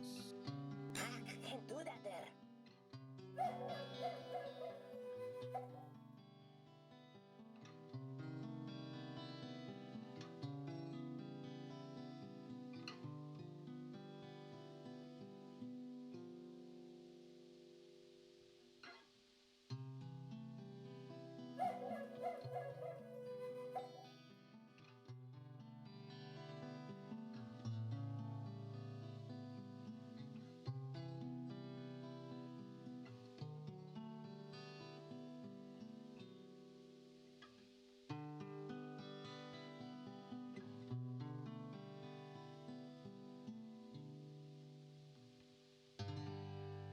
Gotta stop brewing so much. We're gonna run out of plants because we're brewing them all down.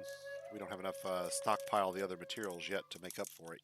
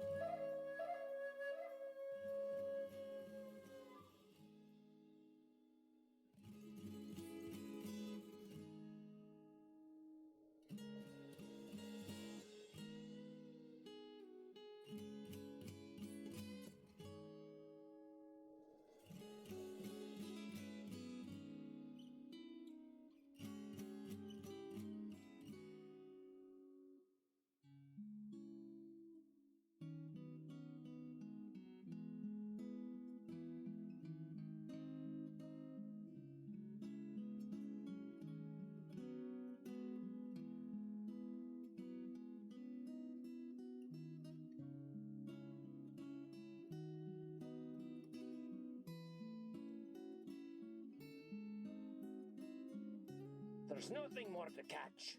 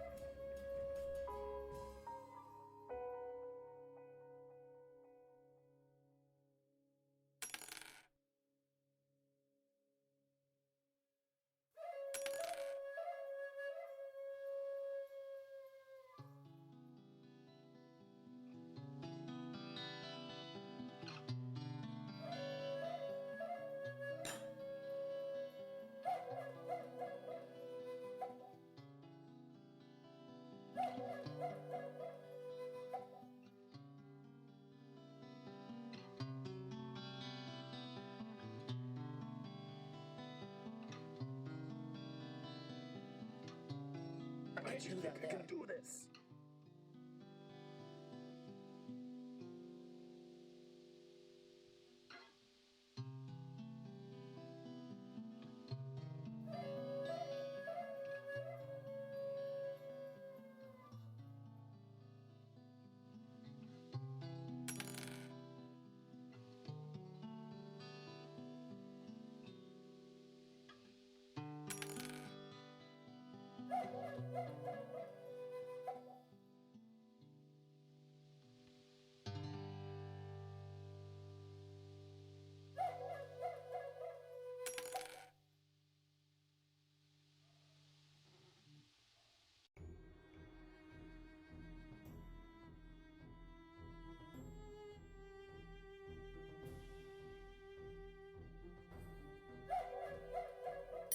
Why do you think I can do this?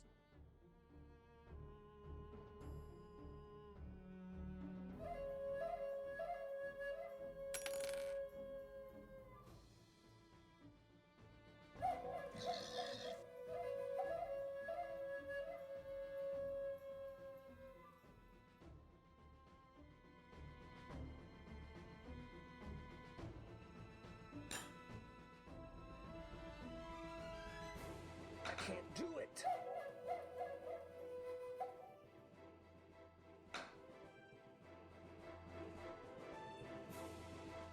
It won't work.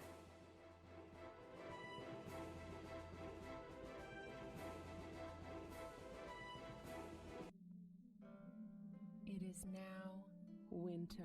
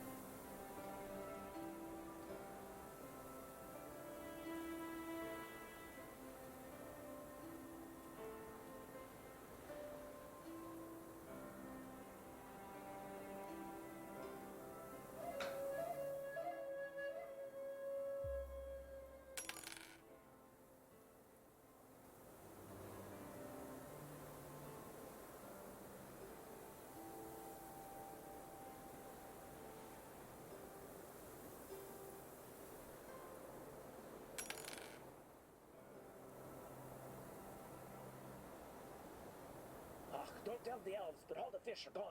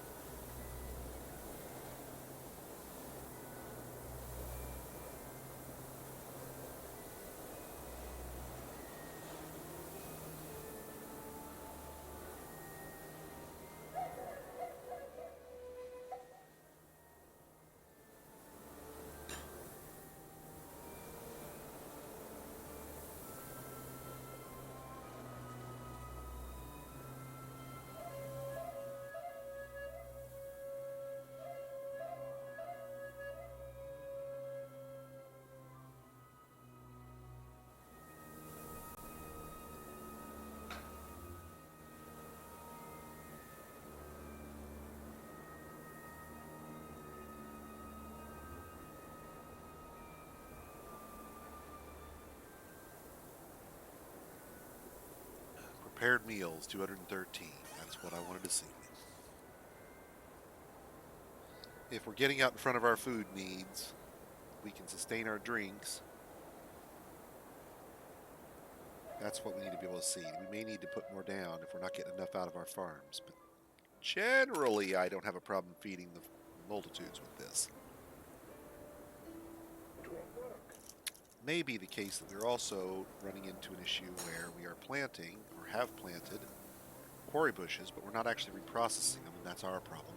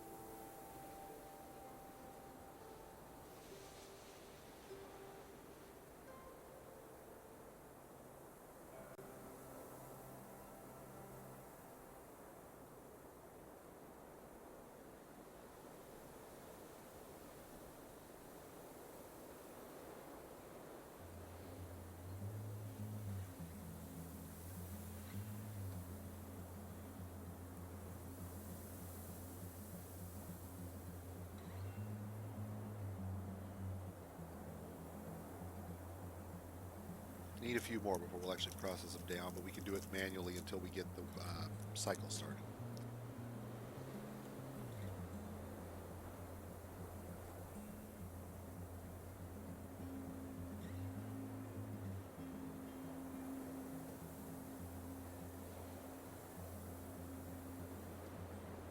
No, I can't do it.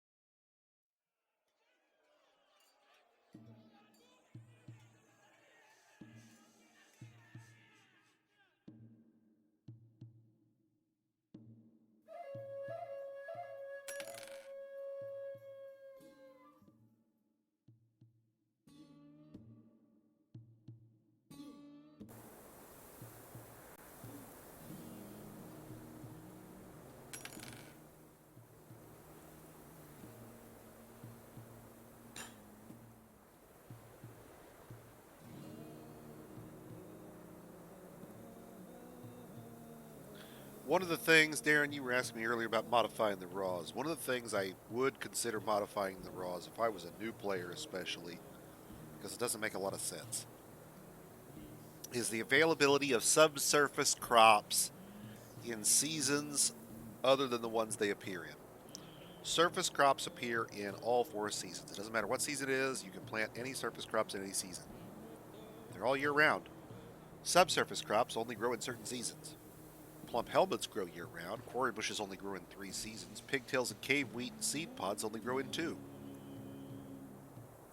modifying that in the raws to allow them to grow in all 4 seasons is, I think, a sensible change, even if it's not necessarily the way the game comes.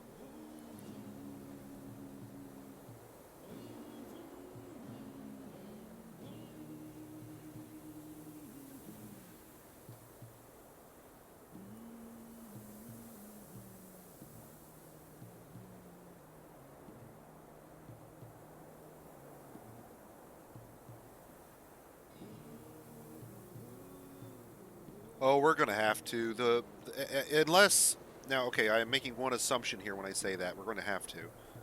We built this on the surface, and I suspect that there's something related to being on the glacier in the snow that's fucking up the wagons when they get around here, because there's 2 or 3 times they've exploded. We've got steel bars that appeared out of somewhere here, and I don't remember importing any steel from anybody. I think I would have remembered that. You know, here's a steel bar. Where did that come from? You know, if I zoom to it,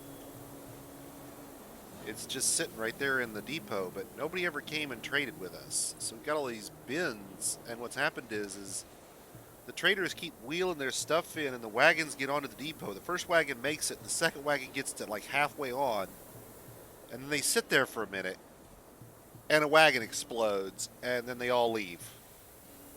And whatever was in the wagon lands on our property, and we get to keep it.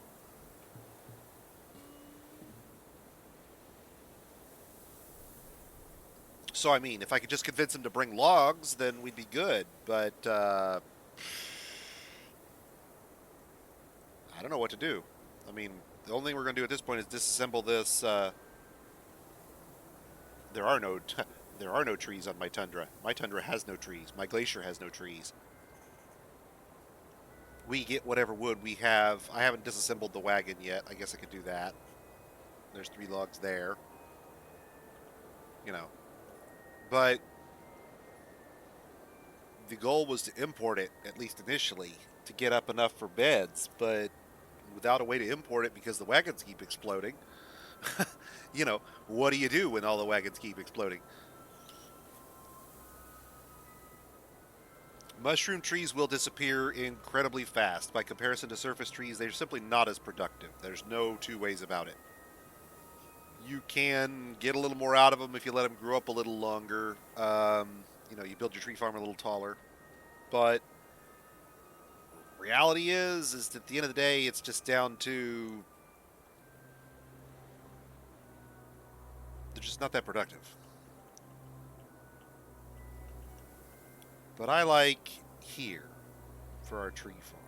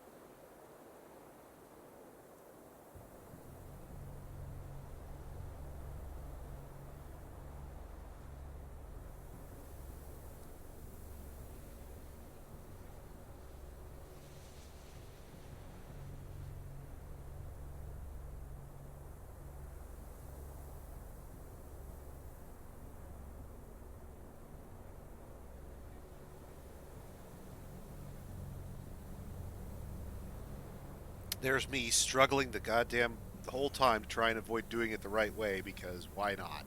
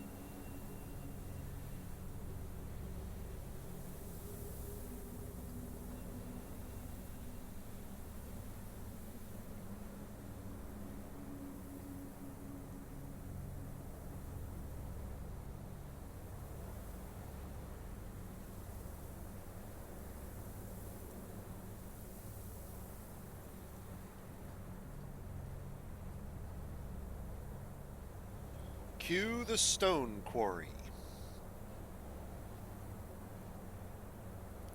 Darren, my opinion on most of these things. So let's talk about what you can do to address things, okay? Because that's really what it comes down to in most games for me is the player's ability, the player's agency to deal with a circumstance. Even one that's not really mitigatable is usually recoverable, and certain patterns of behavior can usually be identified to make recovery faster or better, or even if you can't mitigate something. So let's use an example from a different game for a moment. The colony sim Banished has tornadoes, okay, like SimCity does. The difference being, of course, here is that Banished is a smaller scale thing, and it involves the logistics of your villagers getting from point A to point B with the materials, conducting the repairs over a period of time, and having to worry about things like feeding themselves and freezing to death during winter. So when a tornado rolls through, the catastrophe is not solely in terms of what's damaged or destroyed, or killed for that matter, but in terms of how long it's actually going to take you to rebuild whatever was lost. So depending on where it hits, or how valuable the area it is that it hits, it could be crippling or it could be irrelevant. And it's hard to judge the value of an area in that sense because you don't necessarily know how long a tornado will last, how far it will go, which direction it will travel, etc., etc., etc. So keeping areas of your village low enough in value that tornadoes won't cripple you by virtue of having a swath through any particular area is actually a much greater challenge than you might think. Typically what will happen though is that the tornado will roll through and it will hit enough of your food storage area that you're not going to recover in time for, you're going to lose 3 years worth of supplies overnight. Poof, gone. And if your trend has been downward at any point in the last year, you could be running out of food instantly overnight. Sometimes it's going to land and the tornado will be way out in the woods where you haven't even developed yet, and it's going to, shred some trees you don't even care about. Plagues or natural disasters are going to vary based on a couple of things. Their severity and the degree to which the player can either mitigate them in advance or quickly and rapidly recover from them afterward. If a player can do those things, then they're great. They add an additional layer of, obstacles and challenge that the player has to circumvent and navigate. That's wonderful. But if they are the kind of thing that works like werebeasts do in the current version, where there's no real action you can take against it other than to simply not be around when it happens, that's not a lot of fun necessarily. If bubonic plague sets in my fortress and my dwarves can inoculate the dwarves or treat the dwarves or have a special root concoction that they feed to the dwarves, whatever it is. Some way of actually mitigating or addressing the causes of those things, then I'm mollified. I have no complaints. I'll deal with it. I'll figure it out. A lot of times, though, those things tend to end up being a you just endure it and then hope for the best kind of thing, and that's not really necessarily enjoyable gameplay. It's just, congratulations, today you get bent over and half your fortress is going to the hospital for a month. Depending on when in your fortress life cycle that occurs, that could be crippling. If a month's worth of labor early in your fortress could be just, re-roll it because you're not going to do it. If you're starting 7 catch plague in the first summer,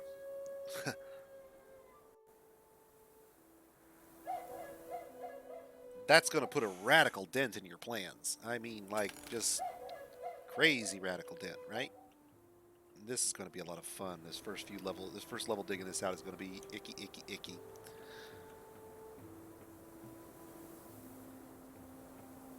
My kingdom for a way to stop damp stone cancellations. Just briefly. Turn it off for just a moment so it stops canceling my jobs. Dig this tunnel out and this trench out so that we don't have the water above us canceling the jobs because we know it's going to be wet. That's okay.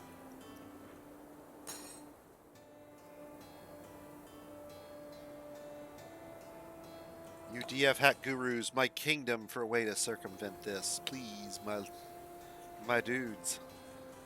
Maybe there's already a way and I just don't know it. There probably is and I don't even already know it.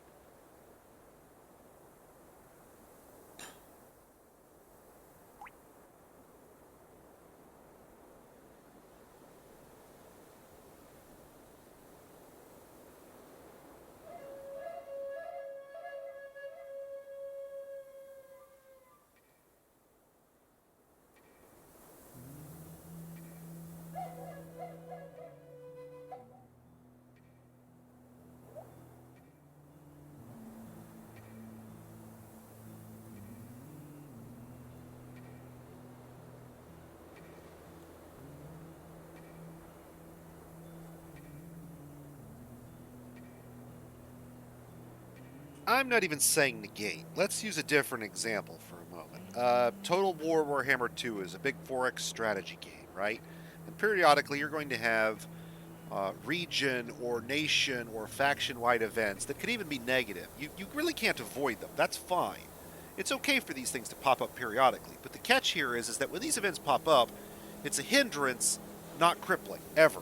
These random events are not suddenly pops out of nowhere and just totally, butt fucks your game out of nowhere. Banished can have an event where there's a plague, where it will settle into your villagers, and it starts off usually with just one guy, and he'll communicate it to a few other guys, and they'll communicate to others. And depending on the spread rate of the plague, who exposes whom, and where they travel, and who passes whom on the street, who's living with whom, your plague will spread through your city.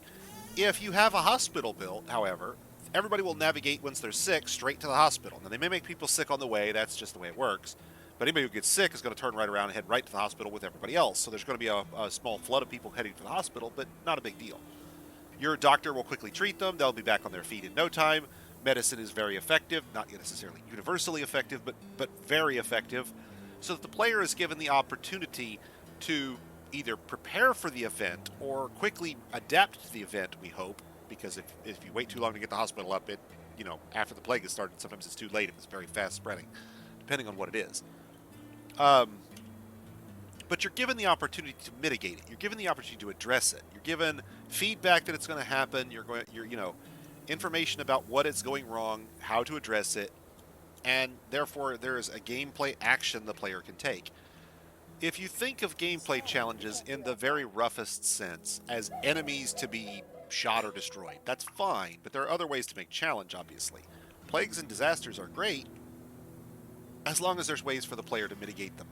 Think of earthquakes in the real world. In the earthquakes in the real world, we look at ways we build our houses to mitigate the possibility that earthquake damage will cause severe damage. We mitigate partial damage by doing things like strapping down water heaters or building in slightly flexible supports into the pillars that hold up concrete uh, parking garages You made the and building skyscrapers, so that they can kind of slightly rock or shift on their foundations without just crumbling outright.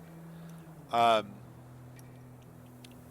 we have tools to mitigate those things. They're still bad. They're still awful. Earthquakes are horrible. People lose their lives in them, but they don't necessarily represent a total catastrophe every time. Even a relatively severe earthquake is prepared for and mitigated.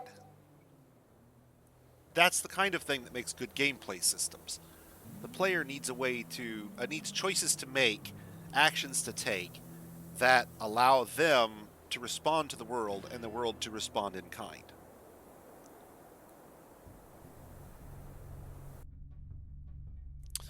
Right now, soap is pretty much it.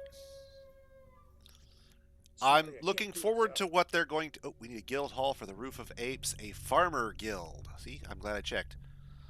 Let's pop over here to our section, build ourselves a new guild hall, and we'll have to trim it up on this corner over here, which is kind of a shame, but we'll deal with it.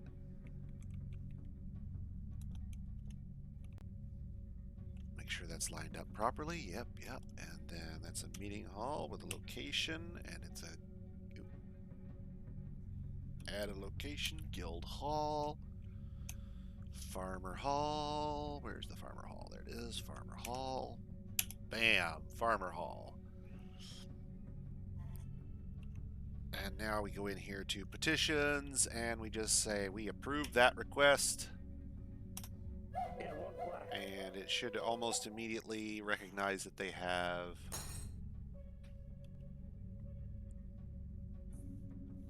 their farmer guild needs a guild hall. Can't believe I missed that though, man. That must have been in there somewhere.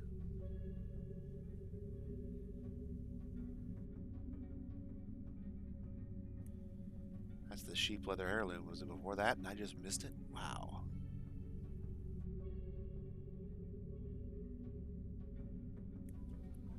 Let's see if there's a search. Guild.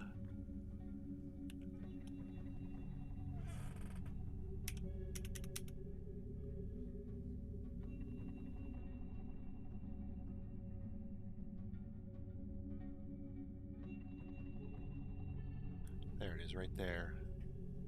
Bam. Missed it in the middle of all the rest of that. So now we don't have them freaking out that we didn't establish their guild hall, we hope.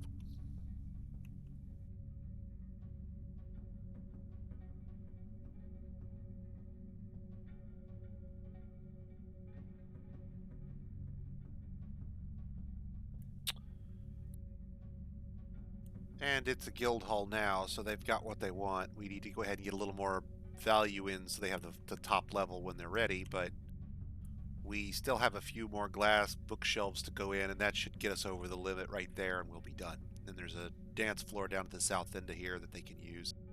And we can put more furniture and other things to improve the value and give our dwarves something to look at up top.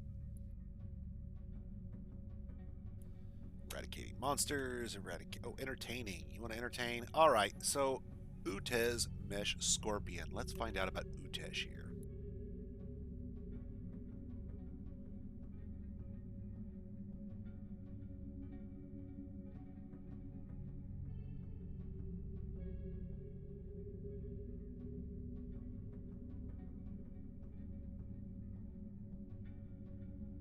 He's an artist.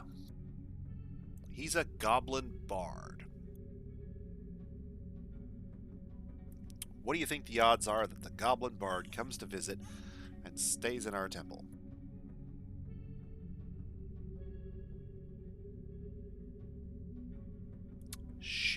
Let's see here. What can we tell about her? Anything? Probably not.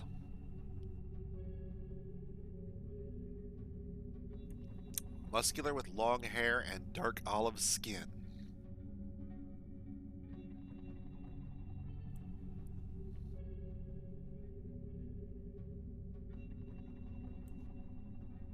And there's our guild hall agreement established and satisfied. Huzzah, huzzah.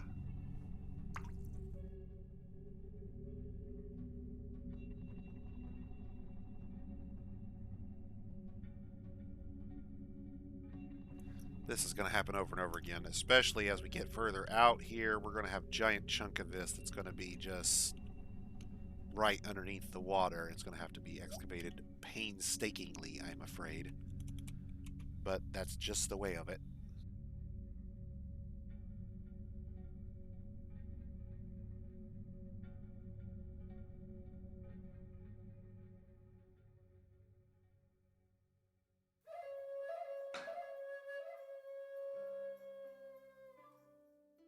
When you start modifying Raws to start adding additional races, you're going far enough past vanilla that you leave my circle of being able to advise you on your endeavor. Good luck to you, sir, and Godspeed. Yes, I'll do it, but no, it won't work.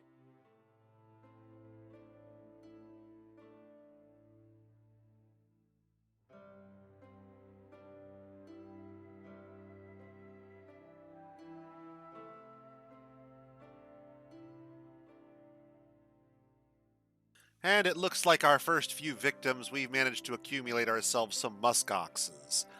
So we can use these as live fire targets for our militia. We can set them up on a firing range, put them in cages, link the cages to traps, open the cages, and just let the crossbowmen open fire.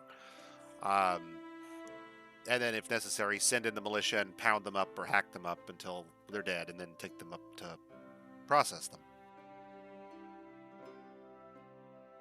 Obviously, muskox is not really what I want to capture with these. We're looking to defend ourselves against goblins, not four-legged critters. Give me a second here, guys.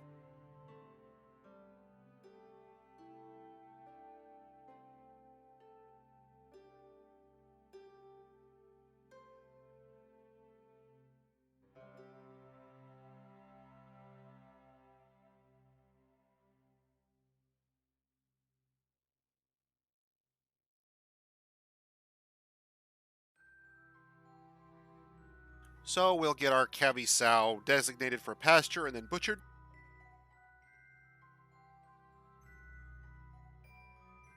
And let's see, pop down here. Still don't have our levers built.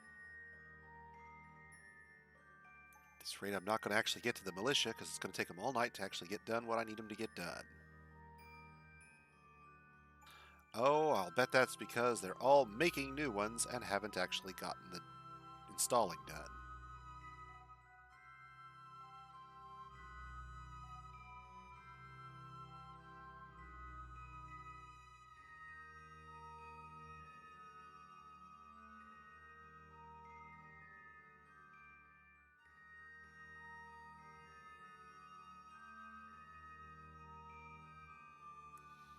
Well, now that's interesting. Just a minute ago, we had Crafter Mechanic in the list. We have guys assigned as Crafter Mechanics, and yet here it is, not showing up in the list. Awesome. There they are. We created a new profession from them, and yet they're not here.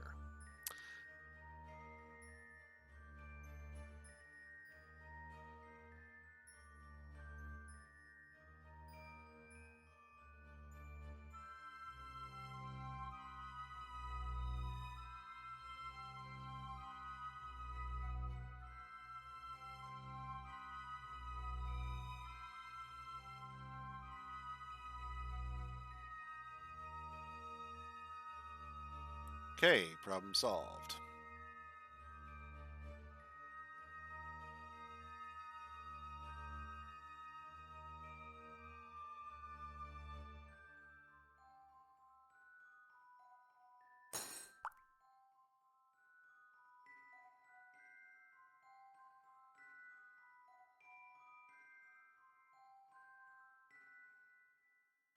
Okay, let them get these first few tiles mined out, and then we can get on with designating this area. And we're going to do this with a macro, because I am not going to screw with it if I can avoid it. So how am I going to do this? Let me think for a second. Okay.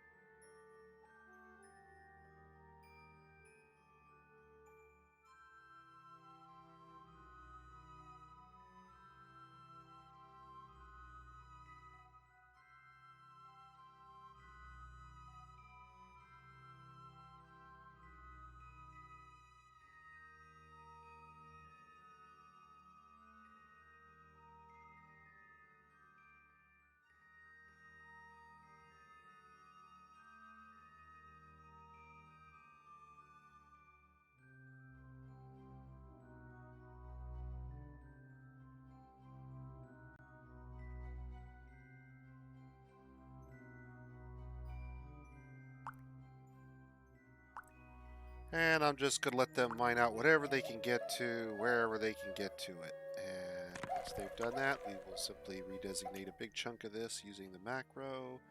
Just move back to this corner and replay it. Bang, it's all designated again. I got to put it on channel mode because it won't do that for me. I didn't have it do it.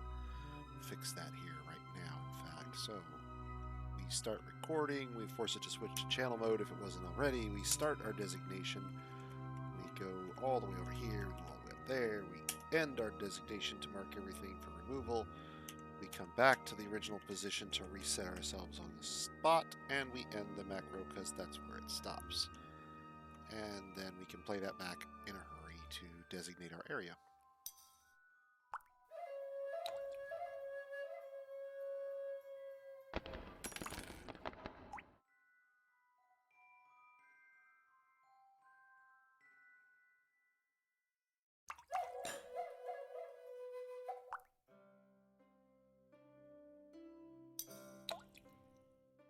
This is about as close as I can get to not canceling jobs. Once I start to notice that they're building up a backlog of cancels like this, we have to designate from our starting spot again, and then we play our macro when it's done, and we have them run through another set. Once we drop down to the lower level, we will stop having problems with the flood no warning cancellations like this, and everything will be kosher. The easiest way I can think of, if you're going to create a race, and I was going to do it to make custom modifications. Yeah, do exactly what you've done. Use an existing raw with modifications. And then run a few of them and see how they do. Check them out in Legends mode after 1,000 years and see if they survive. If not, why? You know, who's killing them? Why? You're going to get to do a lot of Sim Earth type play where you kind of create a world and sit back and let it run and then see what went wrong.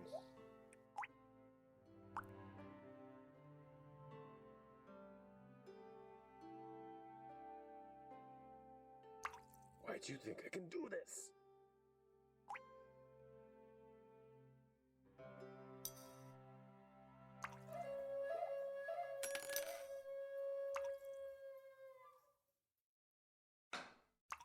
Now, I wouldn't run one world and call it good. I'd run several and see if there's a difference. No, it won't work.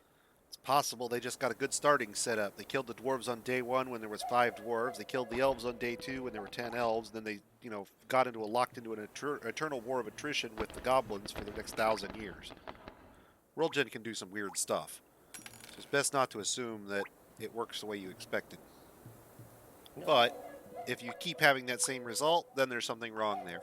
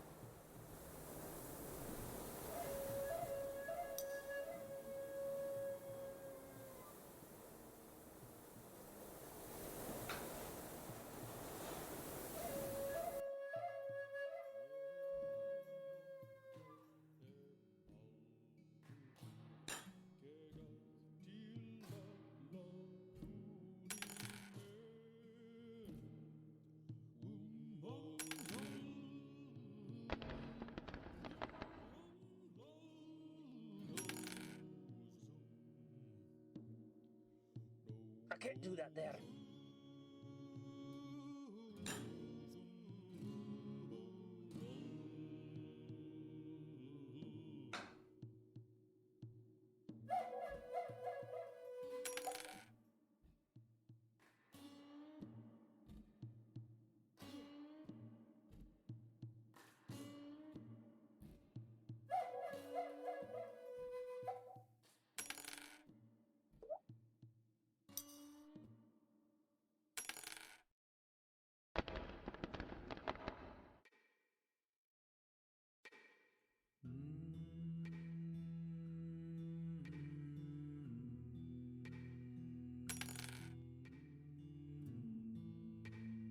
Now, the good news is, in addition to a tree farm, this is going to make a wonderful stone quarry.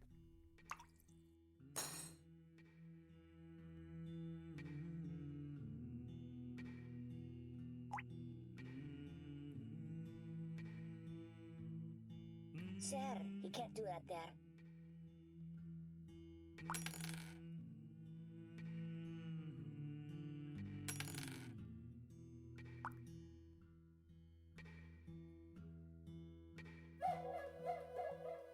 But going pretty good so far. They're clearing it out.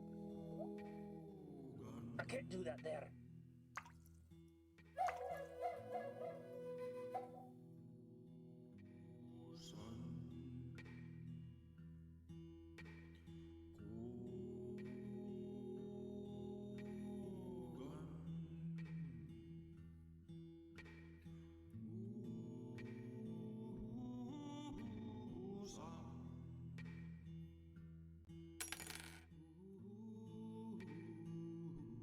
Sorry, I can't do it, sir.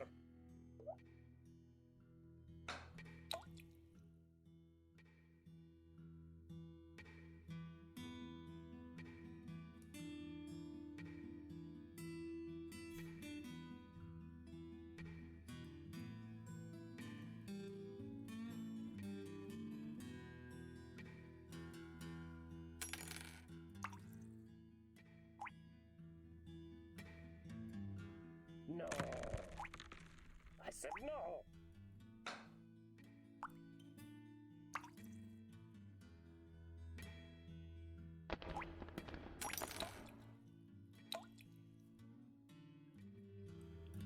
And I probably should have and did not.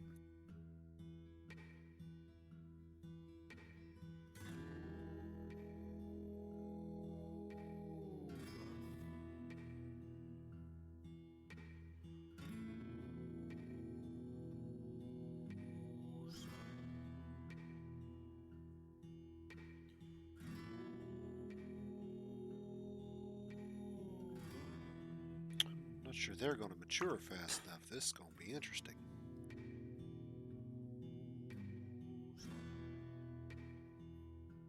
But we've got a few things here we can harvest.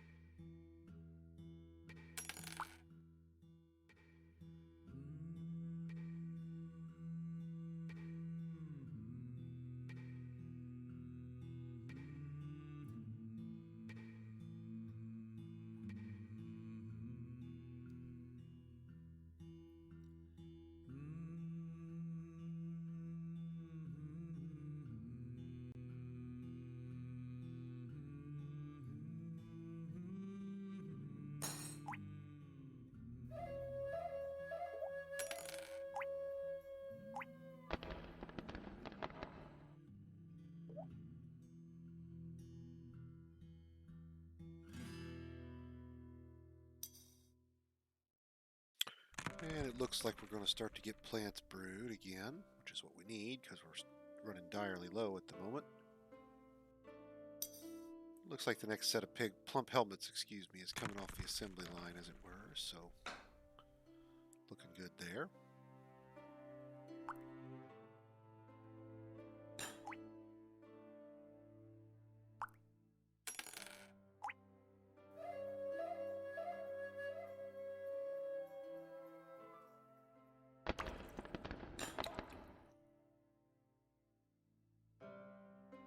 Kind of getting nervous there for a minute.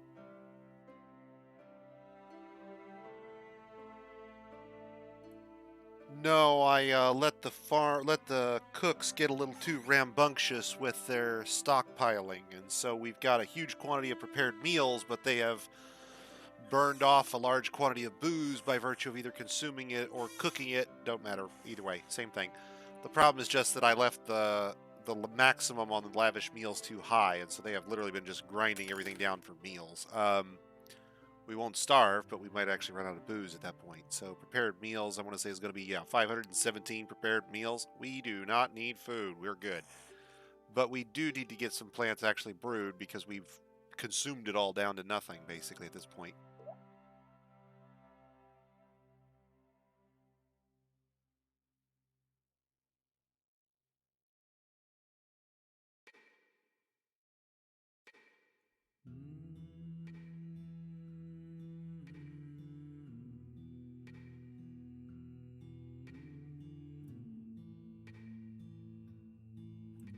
We picked a few plants. Those should get brewed relatively quickly, I would hope.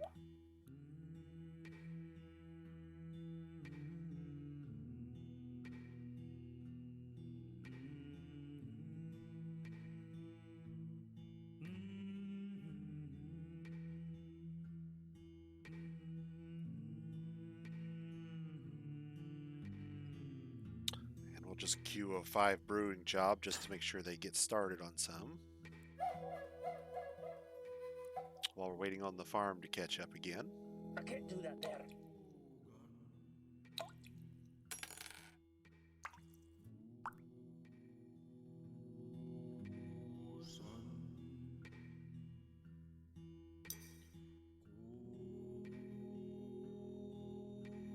Double check to make sure seeds aren't becoming a problem in some fashion somehow. Pigtails are plentiful. Plum is plentiful. Yep, doing good. Rock nuts are low just because we waited so long to start processing them down. That's okay. Starting next month, the rock nuts will start being planted and we'll start processing them down as well. That will fix the problem there.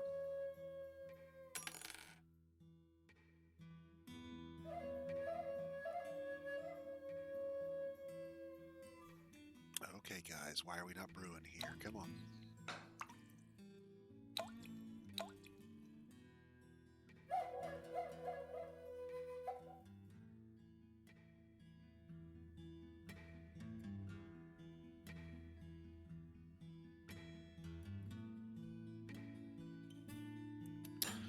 We are, but we're just taking a while.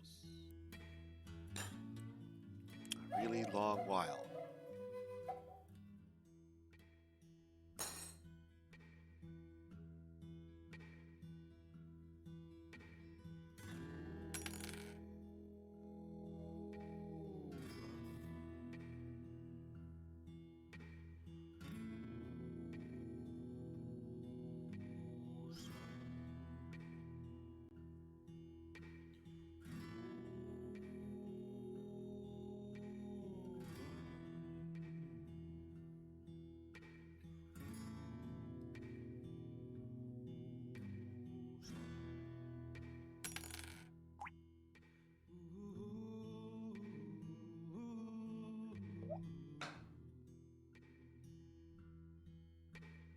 Sir, you can't do that there.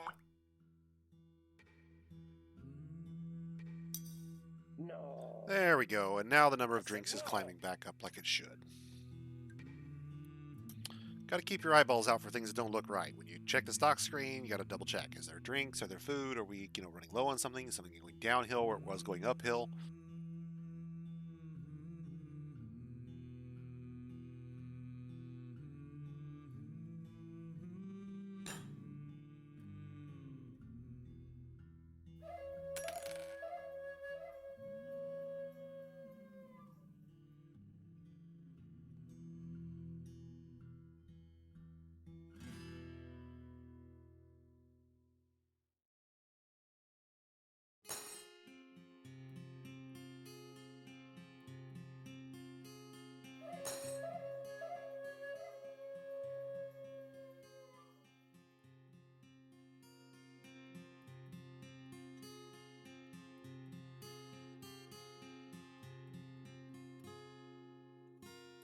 And along the way, we have finally gotten capped out.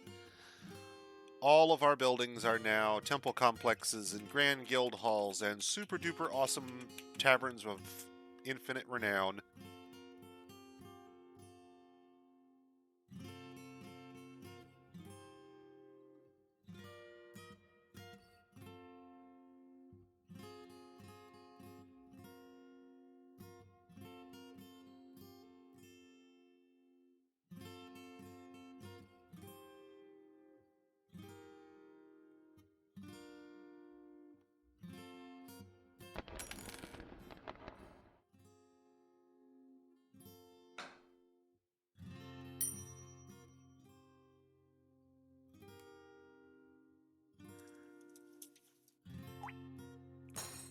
So a few more days, and I think I'm debating on having a stream for a bonus stream. Not going to tie up one of my days of Dwarf, but I'm thinking maybe we'll do a little bonus stream of game that's going to release. Me and the wife are going to sit down and play Gloomhaven.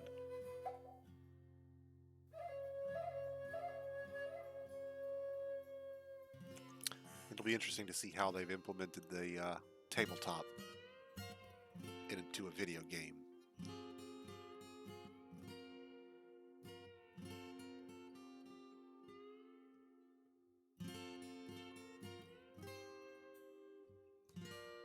Have you played the original game, Nafe?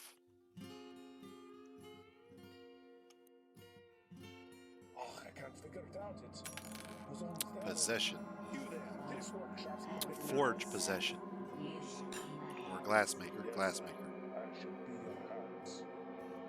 I do know Tabletop Simulator. I think they originally started out, I think some folks originally started out, implementing Gloomhaven there. But this is like the official production, you know.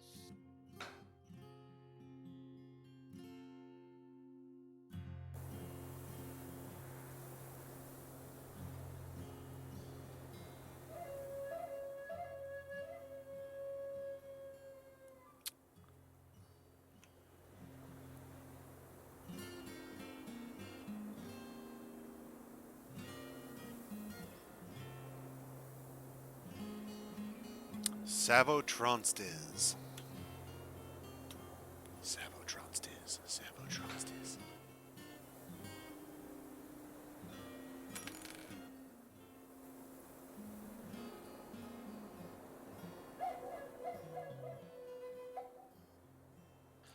Let's hope it's a nice piece of furniture, something pretty we can put in the dining room.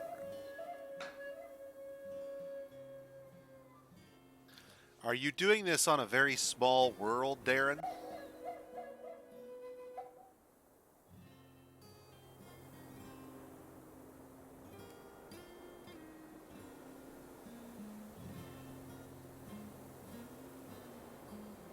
A green glass toy axe. Well, that's kind of a bummer. If you're doing it on a small world where everything's kind of packed together, it may be harder for things to survive, even if they might be able to build up and eventually pose a threat to your hypothetical race. If they're simply thrown together at the beginning, they can be weakened by raids and such. Yeah, see, flukes like that are just, there's not much you can do about that. That's the kind of stuff that'll just happen. The other thing you can look at, by default, I want to say there's a cap on civilizations of like 10. And if you're adding a new civilized race, then you're probably going to want to bump that up to like 12 to give yourself a couple of chances to have like 2 of your new Ant-Man civs spawn. So that it mixes them up and you get a little broader spread. When they're all pushed together, you may end up with some of them getting crowded out.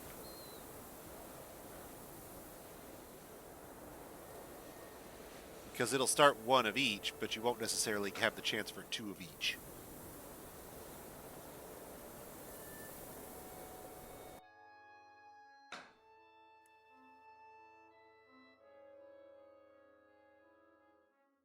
Now, the other thing I would ask is, you'd have to look at your ethics to see whether it's possible for your race to go to war with itself. Can they have... I don't think the ethics constrain that yet, but you'd have to double check. It won't work. You know, goblins that eat other sentients have no problem having wars between different factions.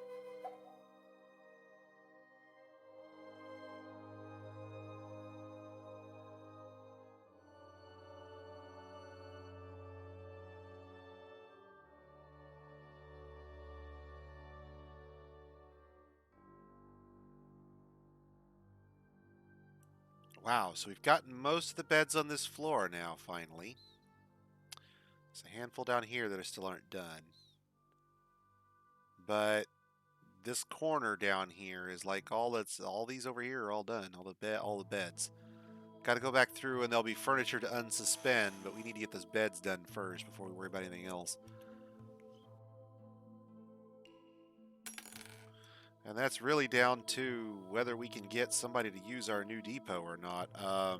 If they'll show up and use the new depot, maybe there's a way to make this all work. So we're ready to open this up now. We really do need to be able to let folks in.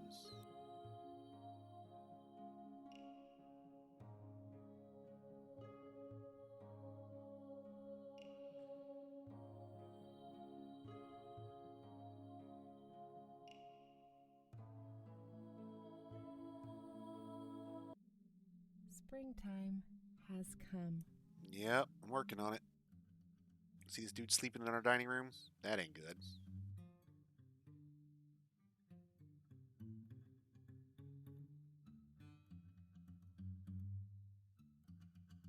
Hey, it takes a while for the trees to get going, and it's a lot of work to get a tree farm up and running, more than you'll probably want to undertake in the first few months of your fortress.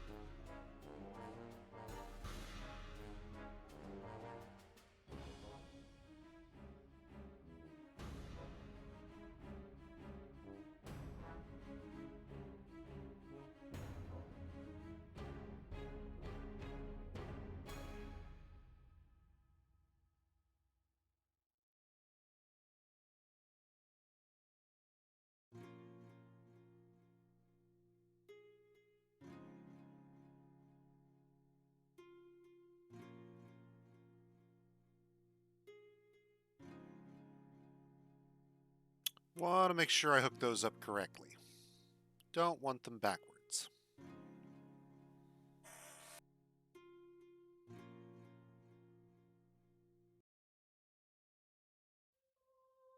Which is kind of bad, because I don't think we actually have a way to seal things up just yet. You know, in case we wanted to.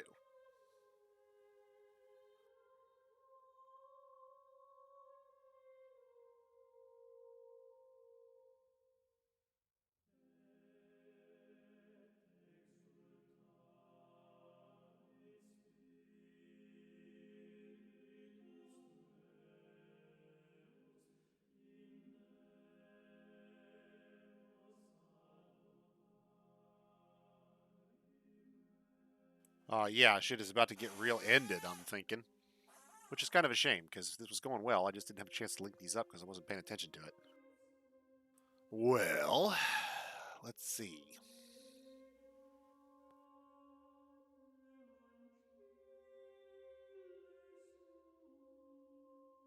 First things first, that surface lever's got to be closed. We don't want them coming straight down the pancake stack. If we can pick a few off with cage traps, great, but I don't even think we have cages for all of these yet, so most of these probably can't catch shit.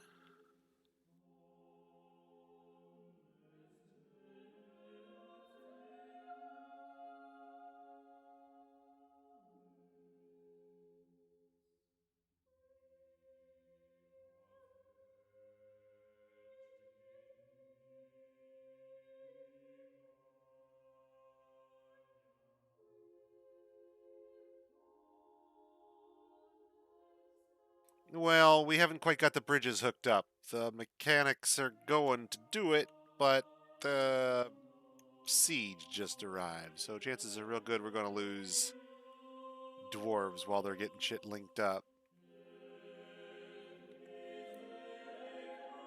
Actually, this is currently a seal. If I can get them to do that one, we can actually seal it from the inside and not worry about it. Yes, that would be good.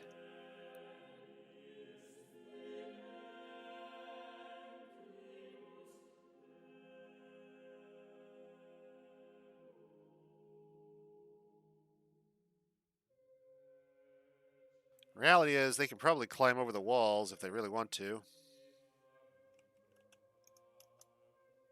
I don't think we can actually keep them out at the present moment. We really don't have it sealed up properly.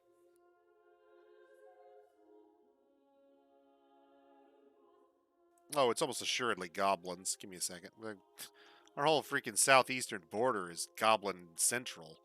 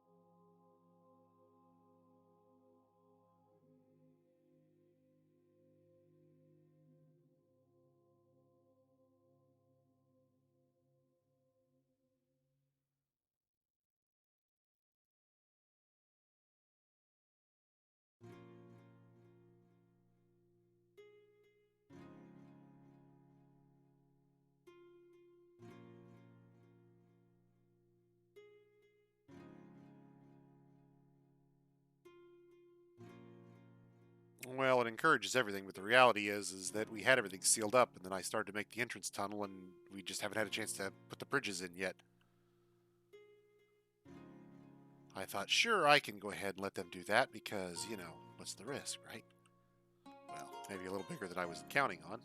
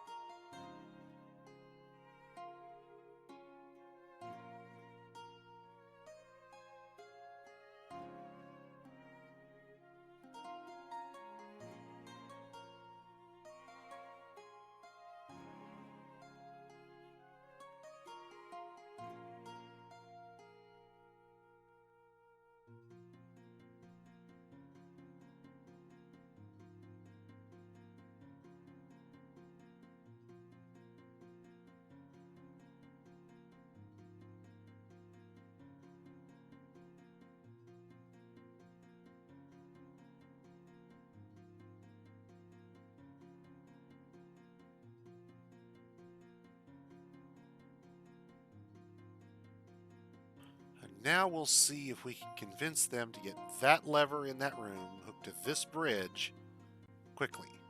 If we can, then we can probably save the fort because we can pull the bridge lever on the outer door, pull the lever on this door, and there's no way in. Now we'll have to go back and fix some things, and it's possible they'll climb over the walls and kill us anyway.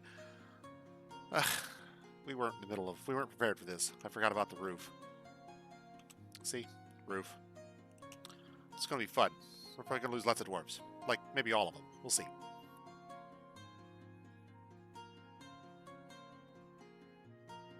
Now, so far, to answer your question, it's one go... Oh, no, that's our ghostly miner. It's possible that... well, maybe they're leaving. I haven't seen them yet. Hang on.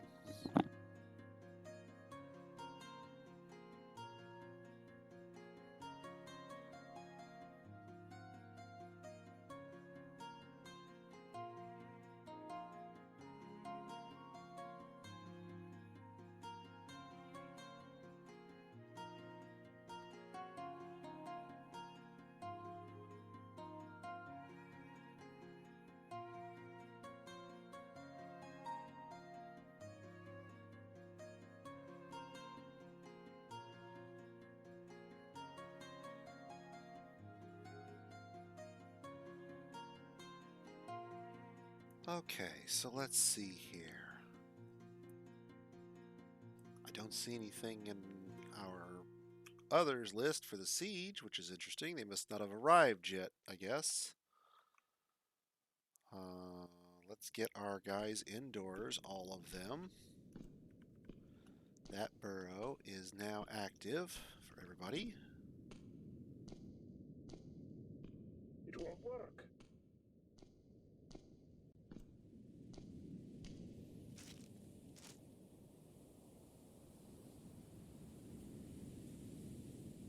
Someone is coming to pull the lever. Someone is working on that job.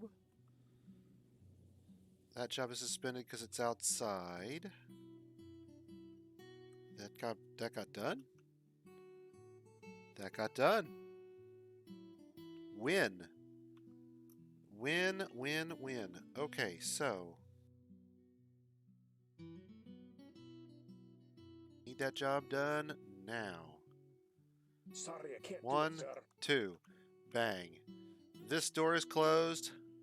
That door is closed. Nobody gets in unless they climb over the walls. Now, if they climb over the walls, we're going to be fucked because we have no way to deal with that. There's a ramp right there. It's not like it's going to be hard. If they decide to climb down inside with the dogs or shoot the dogs from the outside, we're not going to have a real good response for that. We don't have a good answer. If this guy is this, I mean, that's the guy that fell in the mat or the water, like right at the beginning, right?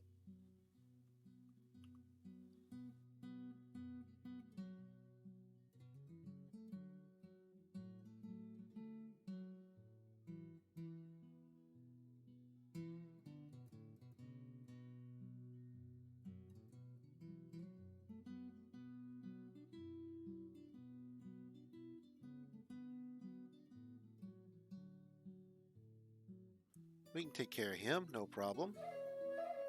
Looks like our siege left. They apparently took one look at us closing the doors and decided they wanted no part of actually having to climb over the walls. That looked like a lot of work in the middle of a glacier. Nothing. They left. I checked while the siege was still up, I checked the units list. They were gone. This is our ghostly miner. This is a guy asking about, I think, joining the fort. I have to look. Jaguar Man, Bowman.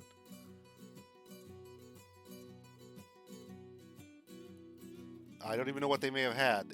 It's possible that it really wasn't a siege for us.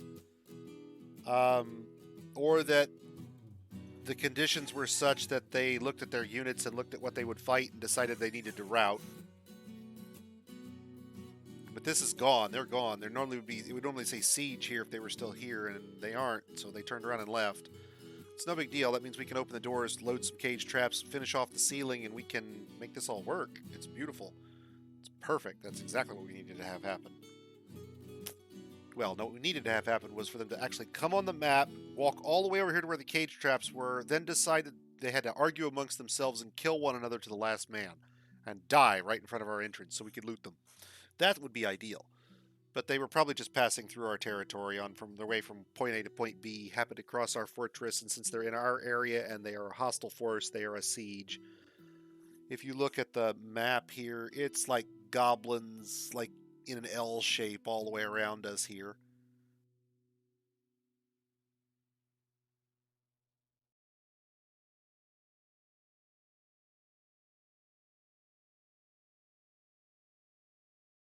I'm hoping now that we've gotten rid of our depot here that we'll see less exploding caravans. Let's get these doors reopened and get everybody back to work on doing what they need to do. So, yay that was a little overblown. Yay, good, that's nice. But that could have been really bad.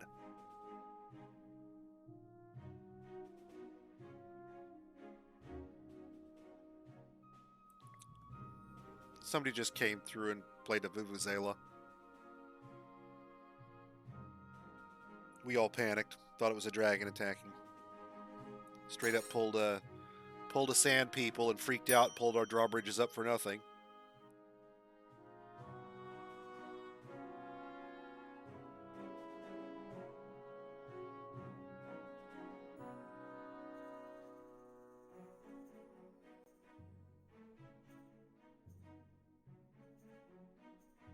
All the fish are gone. Get somebody to bury our miner here in a second. The doors are open. Done. We can get back to loading stuff.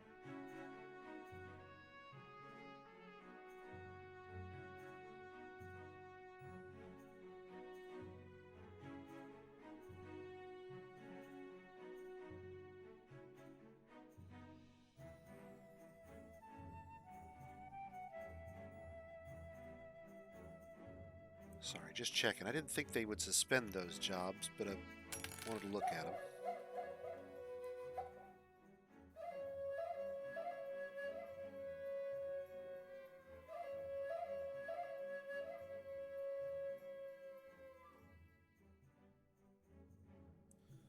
Will we make it?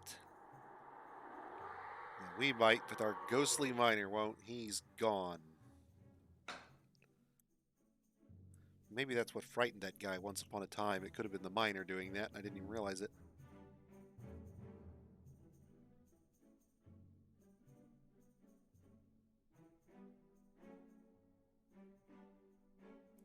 Yep, finish roof.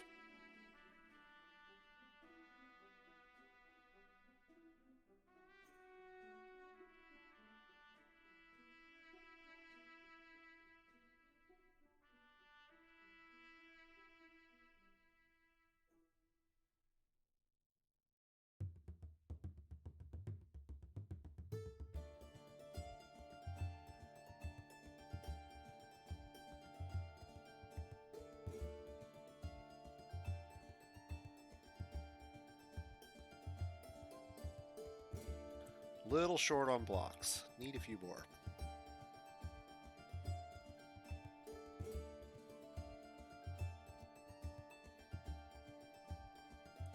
Do we have blocks in the job list? No, I don't think we do.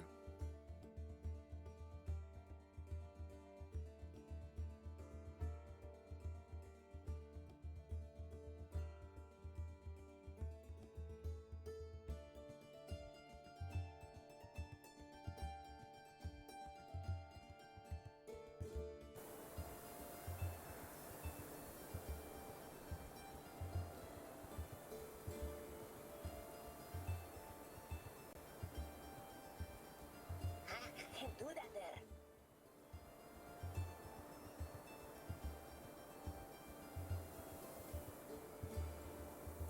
Some things to watch out for, Darren, are if your race has a particularly high reproductive rate or long life, so that your elders can live to be 1,000 years old and still be combat capable, or that kind of thing. You can run into situations where the only people who survive are you and the goblins, simply because as long as you're not in war actively, everybody is constantly getting older and better, and for thousands of years potentially.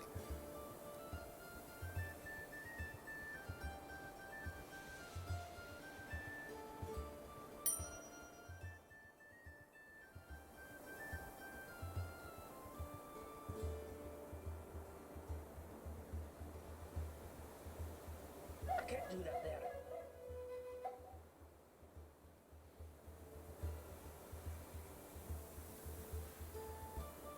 Did we set up a job for traction benches? No, we did not. Don't see it in the list. And we have traction benches down but not being made, so.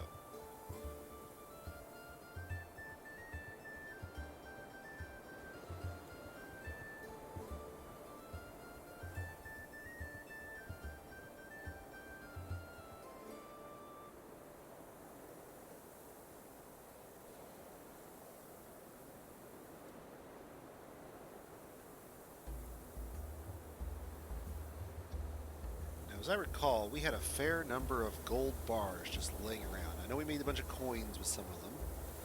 Let's go down here and take a look. We got a bunch of gold coins laying around now. We'll split with a trader if a trader ever actually comes.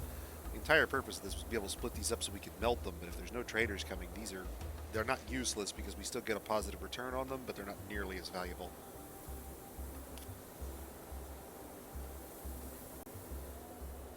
Right, so your butchers are a race and your woodworkers are a race. I get it, I understand.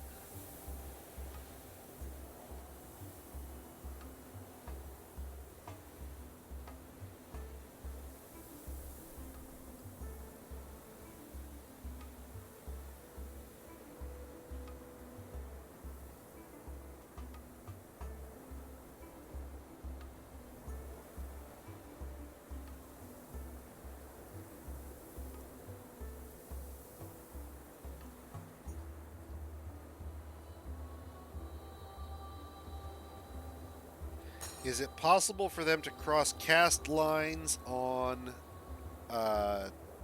labors?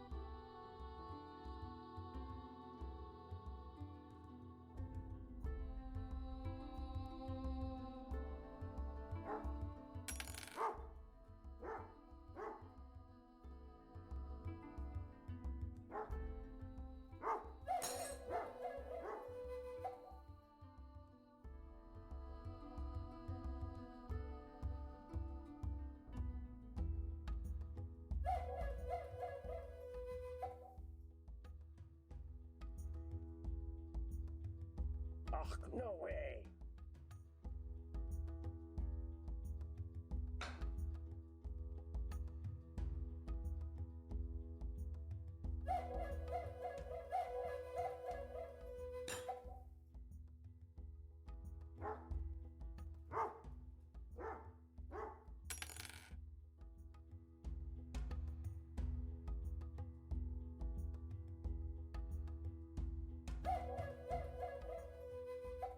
Traction benches means we can set limbs properly with splints.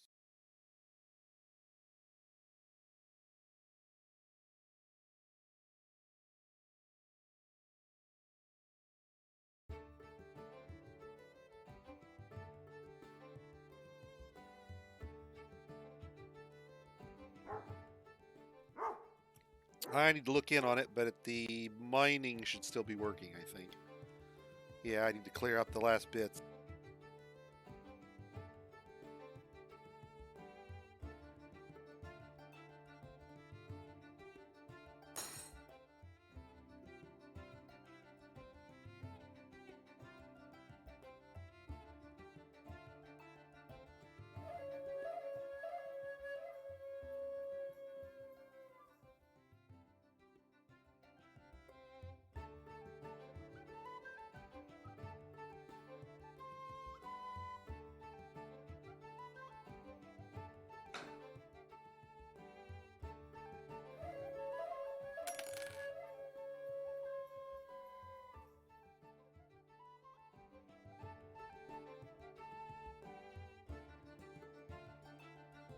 Can't do that there.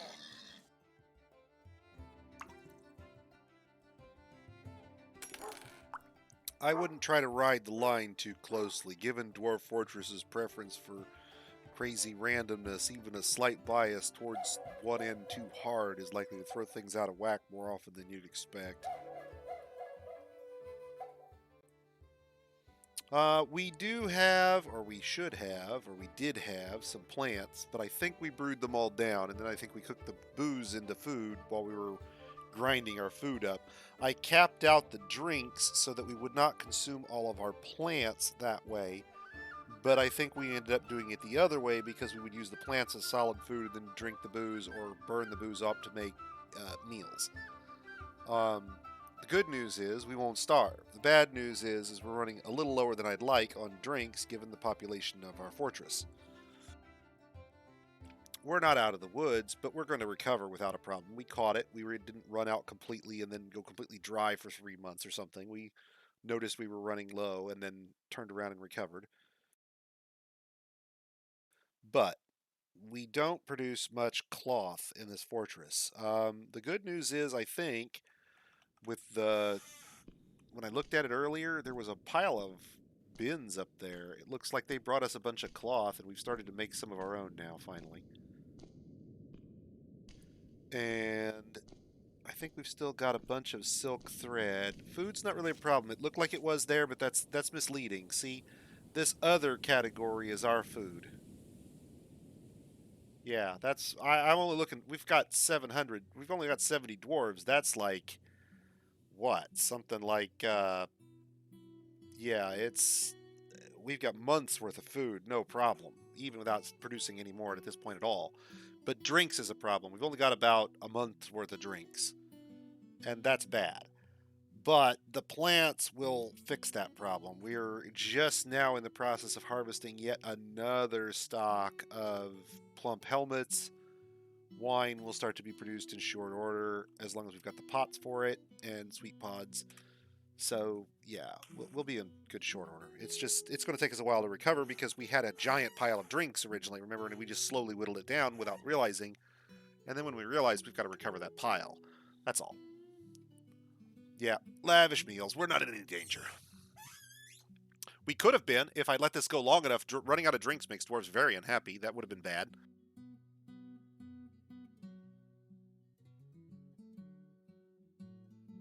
I mean, they'll sustain themselves with water eventually, but yikes.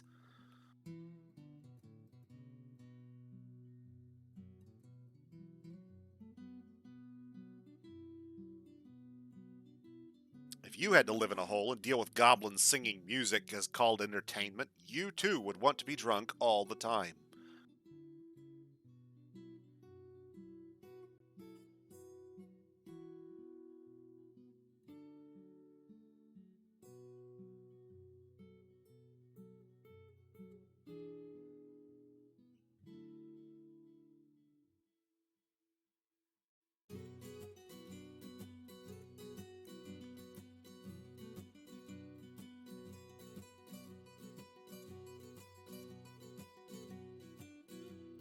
And we now have 5 muskox in a box. 5 ox in a box. Okay, let's figure out how to deal with those.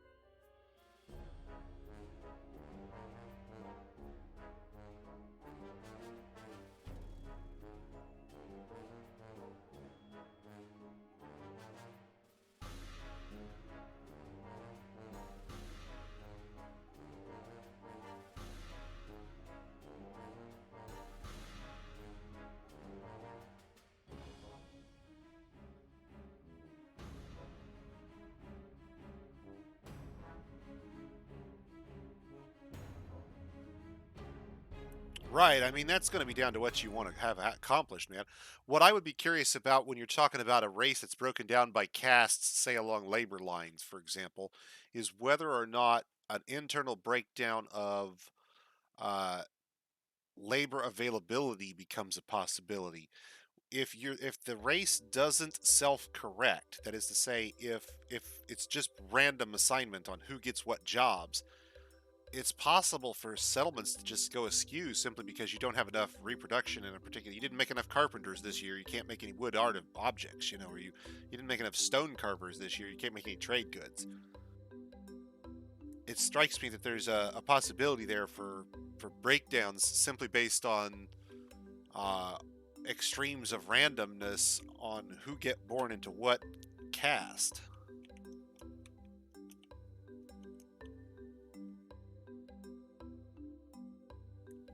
So I'd be curious about that.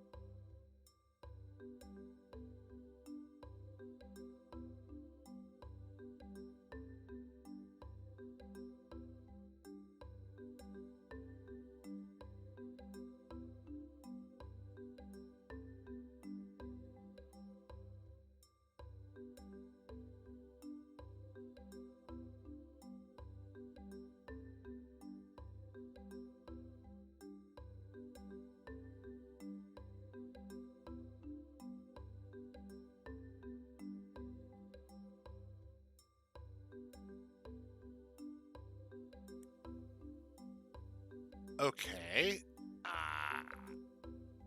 I'm gonna have to look at that part, but not right now.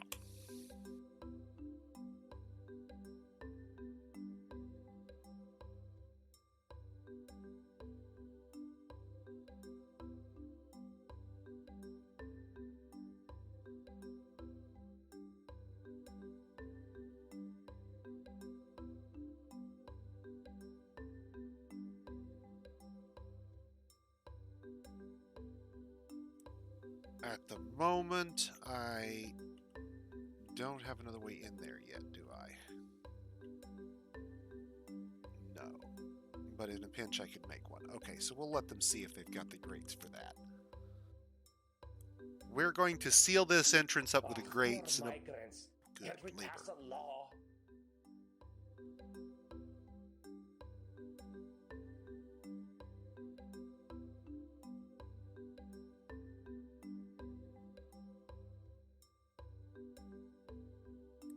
It strikes me, like I said, that splitting them up too much, you might run into an issue with them simply becoming non-functional if they can't produce enough of a given labor, and what they might need at a given time might vary depending on how World Gen treats that.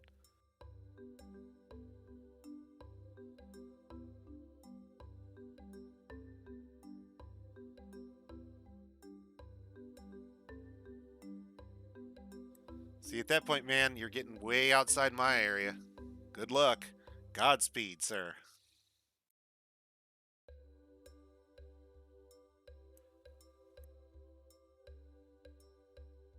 I can speak about it in very general terms about what I would watch for, but since I don't look to add races to the game, you're modding way beyond anything I would worry about.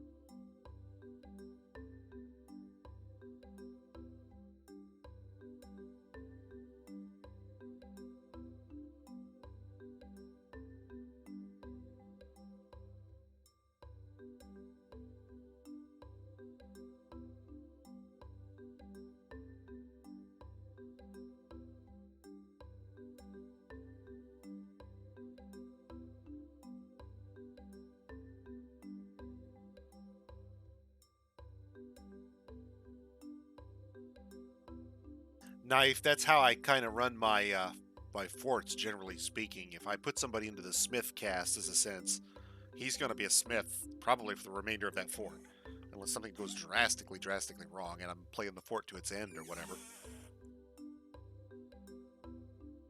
Now, see, the nice thing is, when I'm done with this, my intent is that we'll package all these fortresses up. I'll at least package, the end save, and then maybe yearly saves for each one. Start save and yearly saves for each one, so that I can export them to the file depository so that folks can download them and pick them up where we left them off.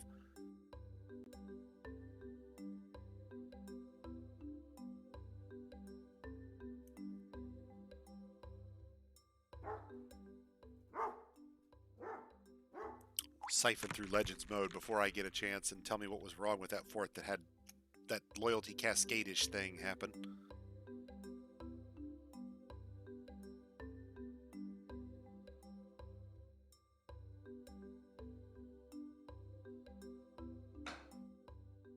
And as with the magma, we will punch the hole in punch the hole here, and these bridges will never move. Stuff will just flow in across them and be done. We'll use this to seal access.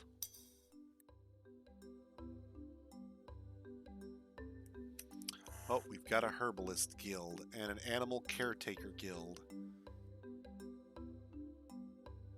The Natural Tufted Lash. That sounds like a mascara commercial.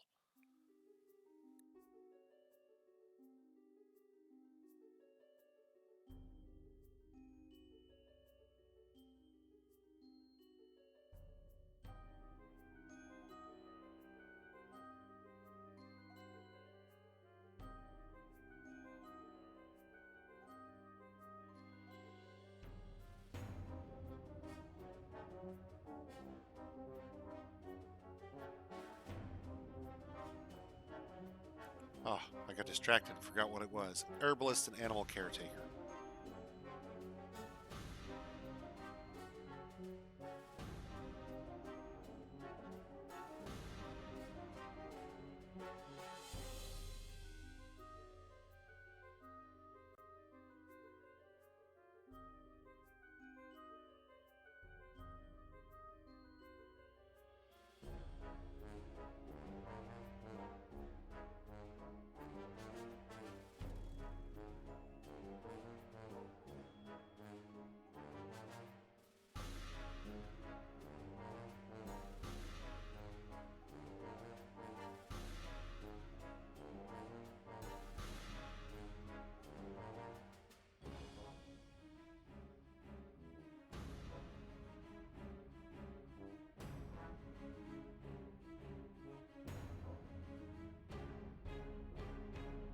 Skill increases is one way, or I think you can actually, you can start them with a, if you want to do it from the perspective of a bonus, you could start a cast off with a native starting skill level in their particular cast.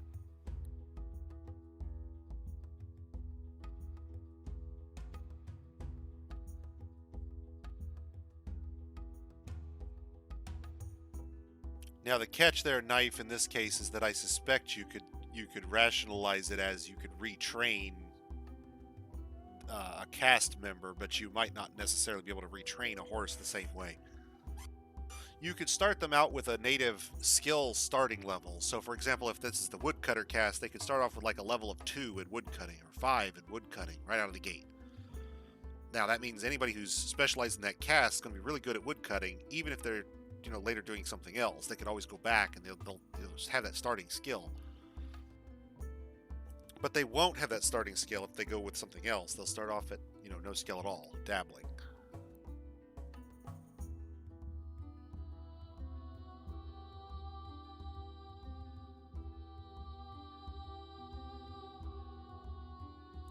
Right, it would take them longer to get caught up. It's kind of like dwarves. If we have somebody who comes in, and to use an extreme example, he's a legendary glassmaker right out of the gate, I can put him to work at legendary glassmaking. Now I can turn around and use him as an engraver, but he's not going to start out as good as he was originally.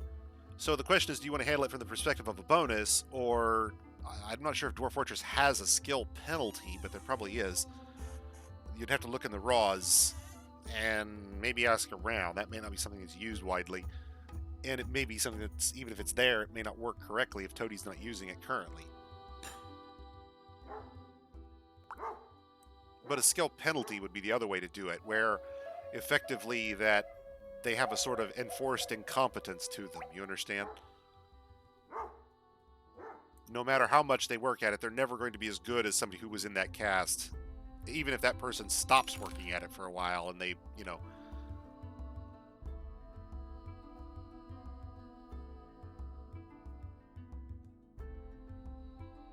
I don't know if there's a way to enforce a skill cap, but you could look at that too. You could say, if you do,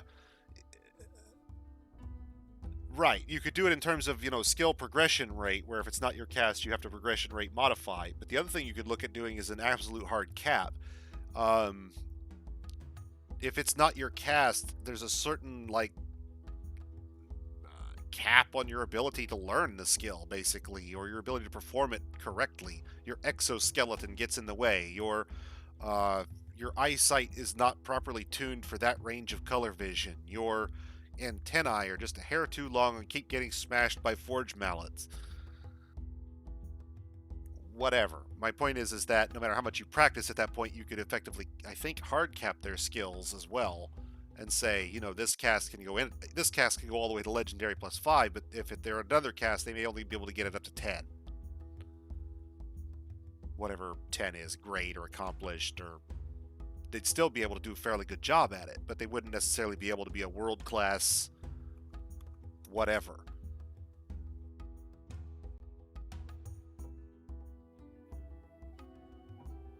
Now, if you wanted that race to... Oh, pfft. I thought we moved that thing to a... pasture. Oh, we did. Well, did we not mark it for butchery? Wow. Are Cabby sows not in the... Not in the thing? Did we not? Oh, we got a whole bunch here that didn't get cleared out properly. Yaks. Yakety yak, you're all dead now. Reindeer, gone. Llamas. Lame. Goats. Not stubborn enough. Geese. Scattered. Chickens hiding.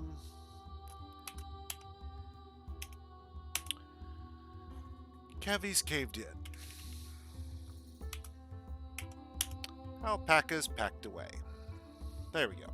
Now, I think that's back to just the races that we keep. There'll be some pets. We can't really do much about those. Oh well, oh well. What did we end up with? Too many female adult dogs. So here you see they grow up, they get called off, and it will call them back for us so that we don't overgrow our population too much.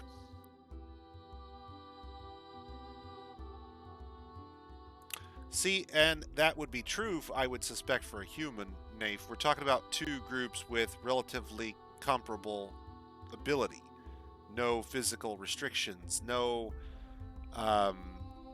if you're literal different caste might mean a different physical structure in some cases. If you're talking about another race of insect men, for example, the guy who's a soldier and has the big, thick, physical soldier defensive carapace might not be well suited to dexterous movements necessary to perform delicate crafting tasks. It might literally be the kind of thing where it is physically improbable.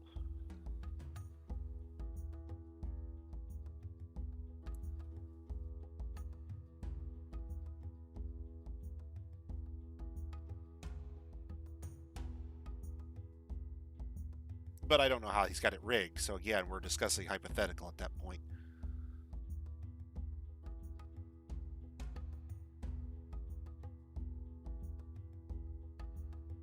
Point being is, if you want to literally restrict it in the sense that the race can do something about it in terms of emergency, but basically never wants to favor that mode of operation for any length of time, you could cap them to a professional level where they would be able to perform up to a degree, but they suffer from some sort of limitation. Yeah, and again, I don't know that that argument makes a lot of sense in all cases. It's going to be down to how you've built any particular modded race you build, right? And what you have in mind for what you have envisioned.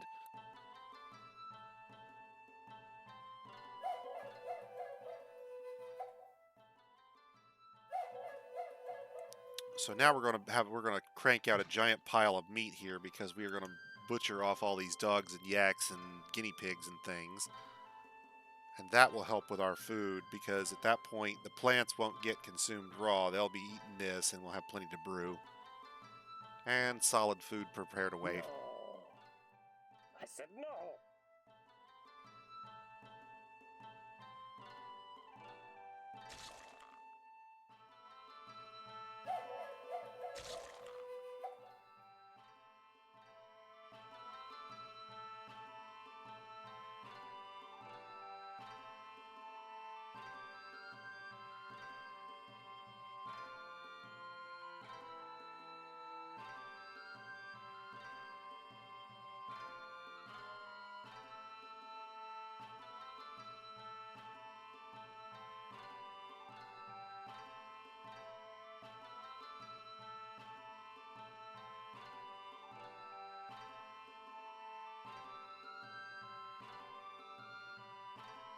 This is going to be a little annoying to dig out, but what we're going to dig out here is a small pit area where filled cages will be stored around a hole that we'll drop them into, and there'll be a hatch on the hatch on the thing. And then once they're dropped into it, we'll have a set of archers up over here that can just shoot through it. Any bolts that miss will fall down into the hole and be recollected. We'll dig the hole down a couple levels so nobody's encouraged to climb down, and we'll just drop them right there in the hole and let them get shot at.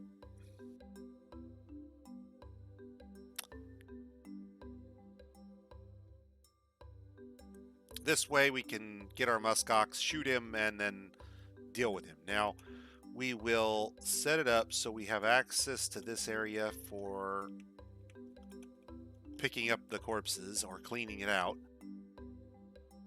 We'll seal it off with a bridge. Now, this other area over here won't actually be accessible. We'll put a wall up when we're done, but we're going to put a drawbridge that's 1 tile wide, and it will raise and lower. And then we'll have a set of fortifications here, so we can position our archers, have a firing range to shoot through, have a blockade that covers them, and then basically pit something and lower it and fire.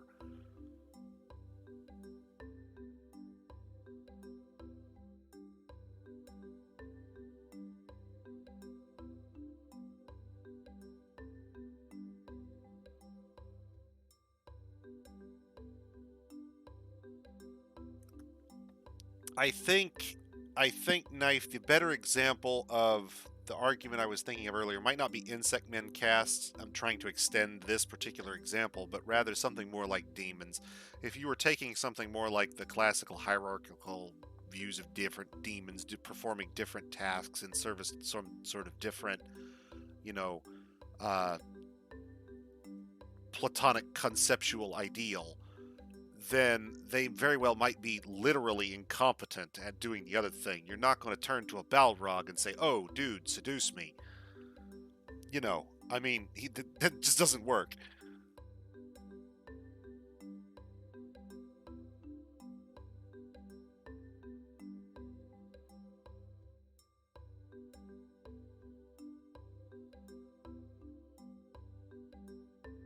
Whereas the classical incubus succubus cast example might be spot on at that point. There might be crossover. It might not even be unilateral, or it might not be equivalently bidirectional. Yeah, your succubus can fight, but nobody's sleeping with the Balrog.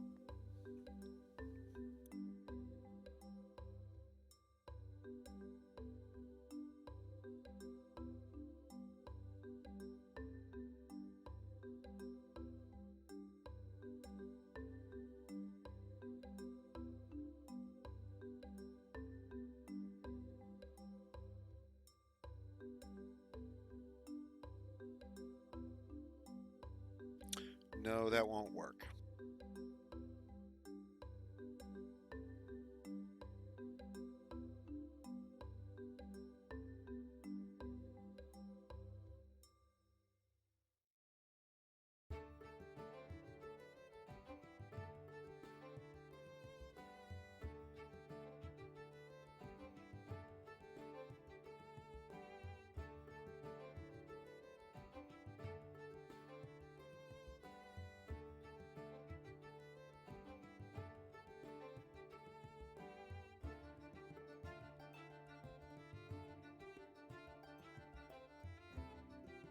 Right, exactly. That caster specialization in D&D is an even better example.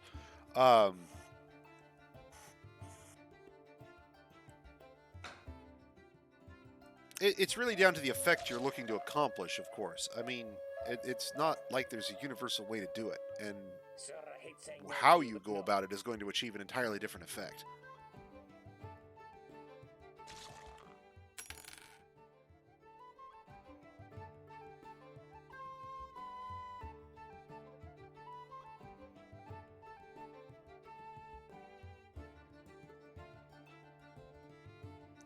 All right, this is going to go good.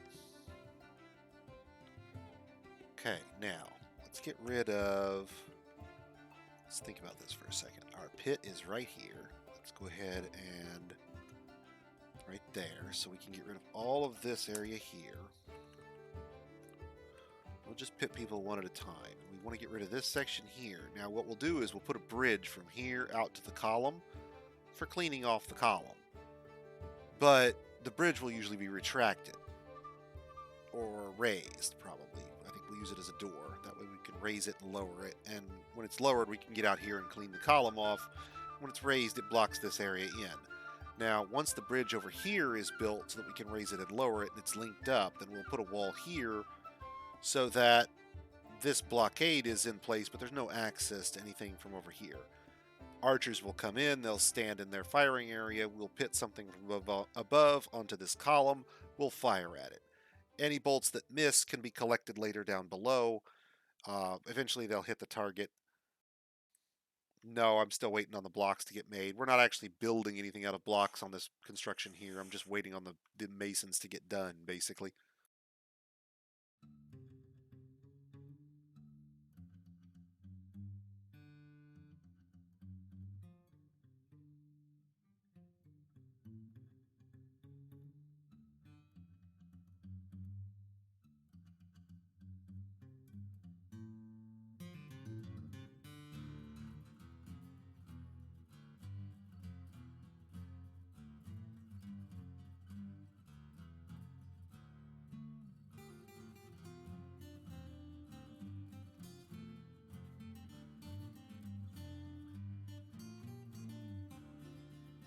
Alright, now with that done, we can come back later and worry about what we're going to do here.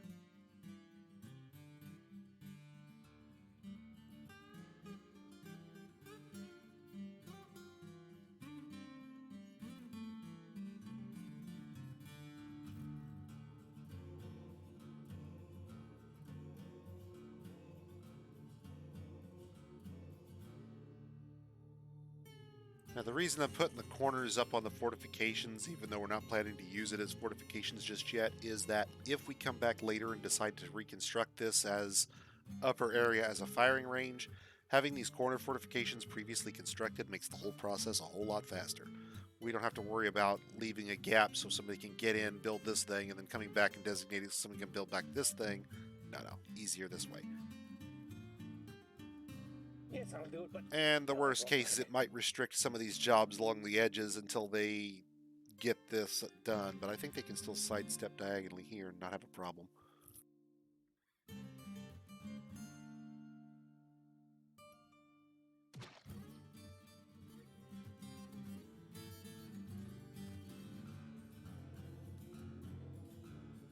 And the cages are going in. See, they're building glass cages. They're harvesting sand. Glasswork is getting done. Everybody's having creative activity.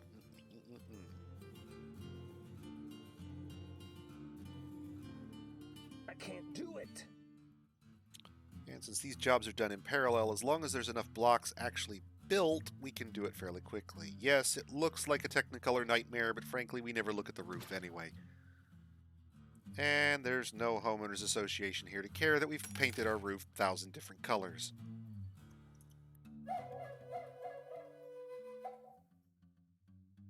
When the homeowners association sends the goblins out to inspect, well, they have a tendency to disappear.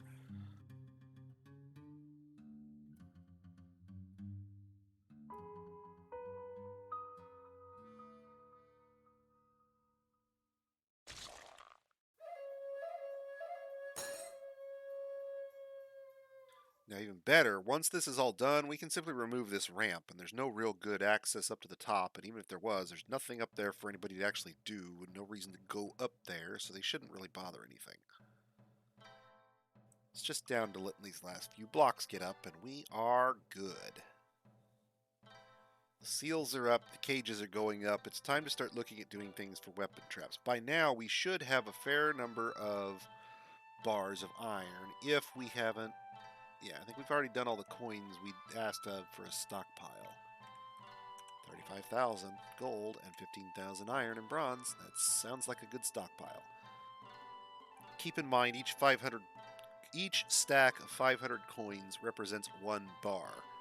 So these 15,000 represent 30 bars of bronze and 30 bars of iron that we could theoretically melt back down and get back 33. So it's a small metal stockpile we could depend upon in an emergency. For the gold, we could simply start doing turnover and simply melt them all back down. If we run out of gold at some point down the road, ha ha ha, but if we do, that's not the end of the world. We're just using it for studded things, and maybe we'll make gold tables. Who knows? Maybe I'll have a high-skilled furniture crafter making us some gold tables for the dining room in the tavern. Gold thrones for everyone. Alright, so...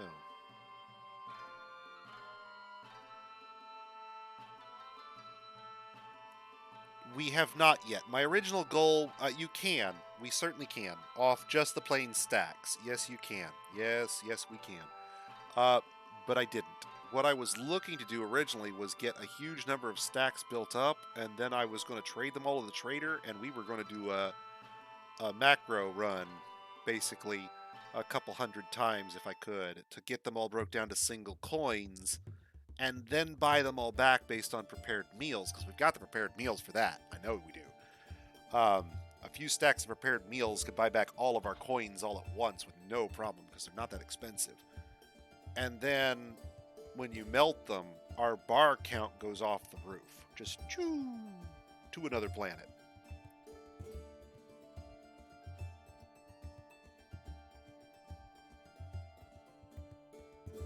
But the problem has been the traders are exploding their wagons, and exploding wagons don't trade, which means I can't split the packs down. And if I'm going to melt them down, anything that's weaponable, like iron and bronze, I'm better off to make into giant axe blades and melt down, because at least that way I get more out. And the extras can be sold if we ever have a caravan come through. We really need bins. I need to make some zinc coins and melt them down. That's a cycle we need to start. I'll bet we have zinc either in ore or in bars. We do not have any zinc bars, but I'll bet we have some sphalerite stones, and we can start that cycle up. Zinc is a lightweight metal for metal. And let's see, there's 4 ores of sphalerite there. That's perfect. So,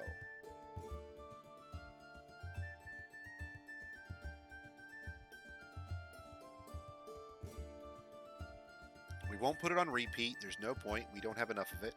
Smelt that stuff down for right now and move on. Oh, at this point, I'm not worried about running out of gold. We can put the gold on melt and queue the jobs up and let them run and just have them melted all back down, because the coin job will kick off immediately, because the coin count will drop, and they'll turn around, and any bars we get back out will turn right back around into coins. If I promote it, eventually long-term in my fortress, what I would do is promote this job all the way to the top.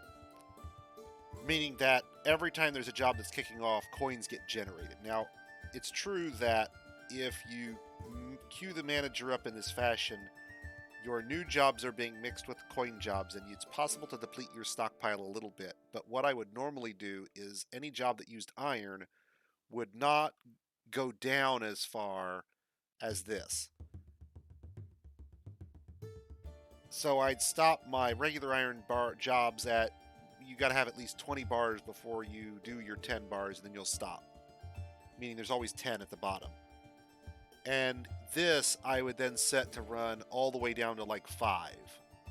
Because a mood might take a couple of bars, or 3 bars, or 4 bars. Maybe he needs them in a hurry.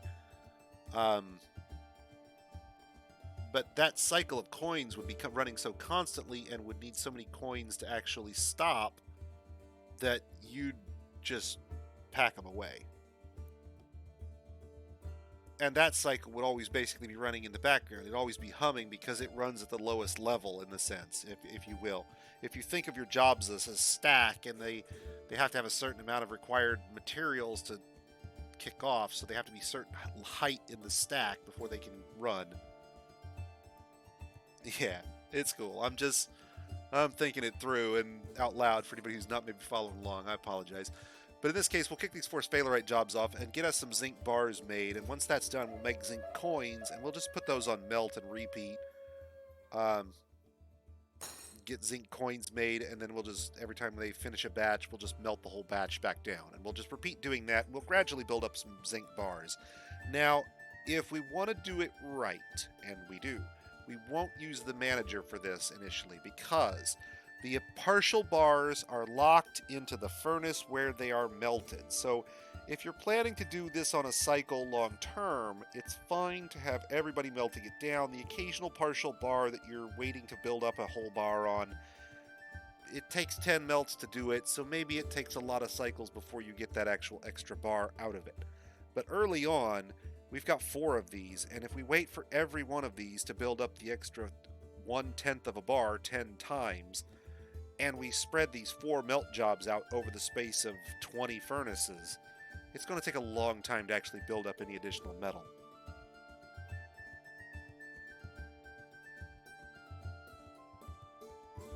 The other possibility, Nafe, is that they actually have a social caste that does all their social interaction, and the rest are effectively social, as far as socializing goes, they're basically drones outside of their own race.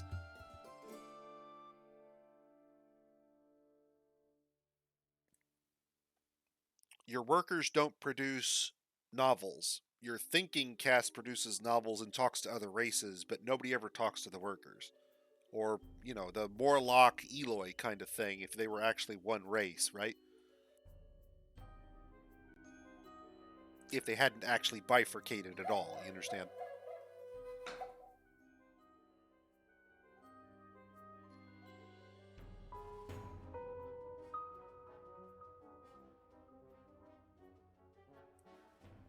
Now, let me go down and look at the tree farm here.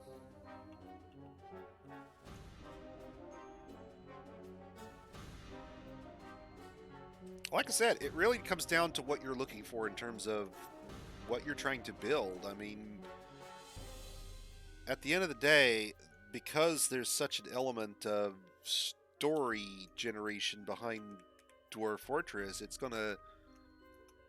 What kind of stories do your race get involved in, and how,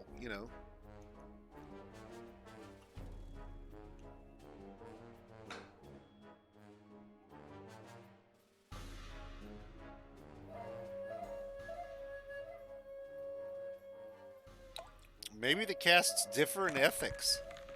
You'd have to watch to make sure that the difference in ethics isn't so significant that they can't get along with one another. But maybe the soldier castes have no problem eating sentience. They regard it as got that rich, tasty courage, But the workers would never consider eating another sentient because they are strict vegetarians.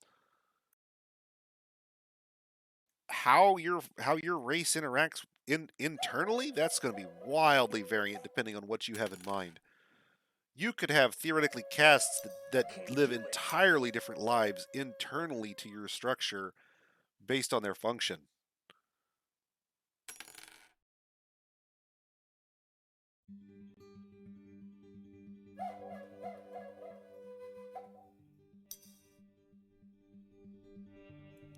Now, Nafe, I can't seem to find how deep I actually have to make this before I can get trees. I want to say it's only 2 levels, but I couldn't... I couldn't remember off the top of my head. It's been so long since I've actually had to build a tree farm that...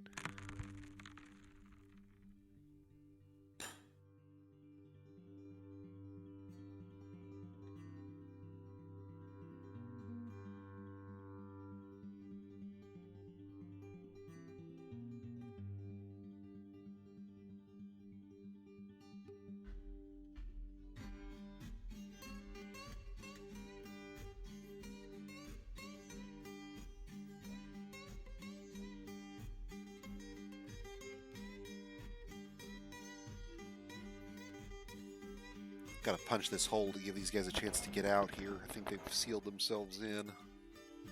I'm hoping that they'll do that job fairly quickly, but if not, we can cancel the jobs upstairs and make them work on that so they don't lock themselves in too hard. Ah, and there's one coming in from the outside to give them a way out. Isn't that grand? There we go. Oops, wait. Didn't get the upstairs on the other side there.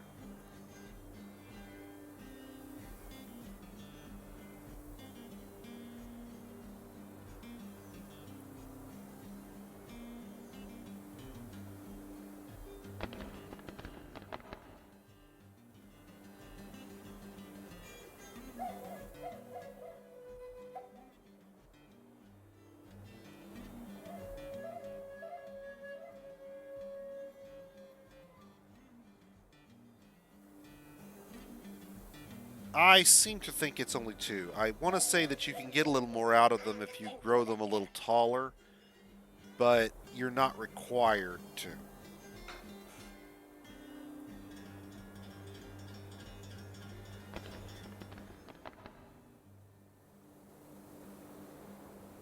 Oh boy, now we have a Baron, and we're not ready for a Baron by any means.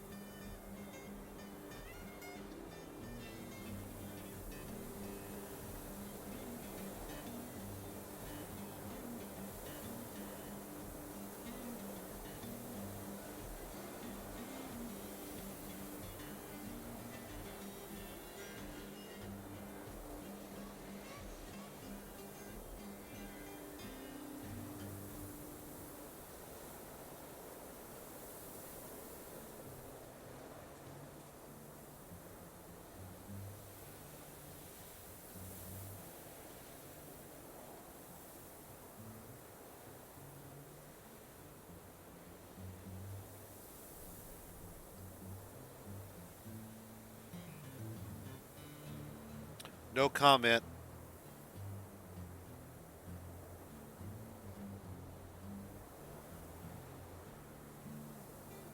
I'm simply going to state for the record that my wife has proposed tattoos involving purple and orange otters.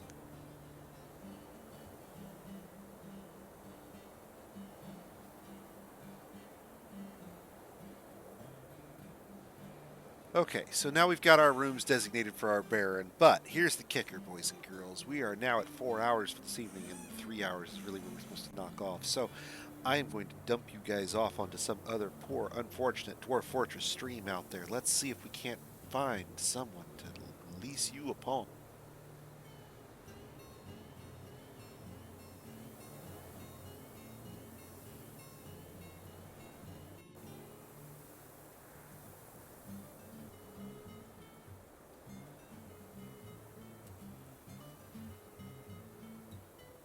Ooh, looks like we've got a couple of choices out there tonight. All right.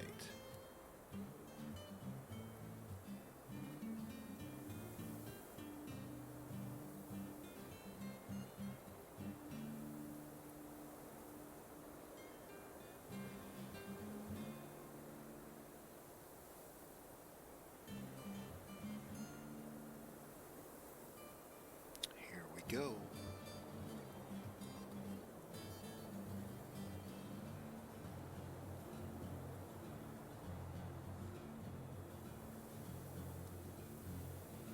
Have a good night, guys. See you tomorrow.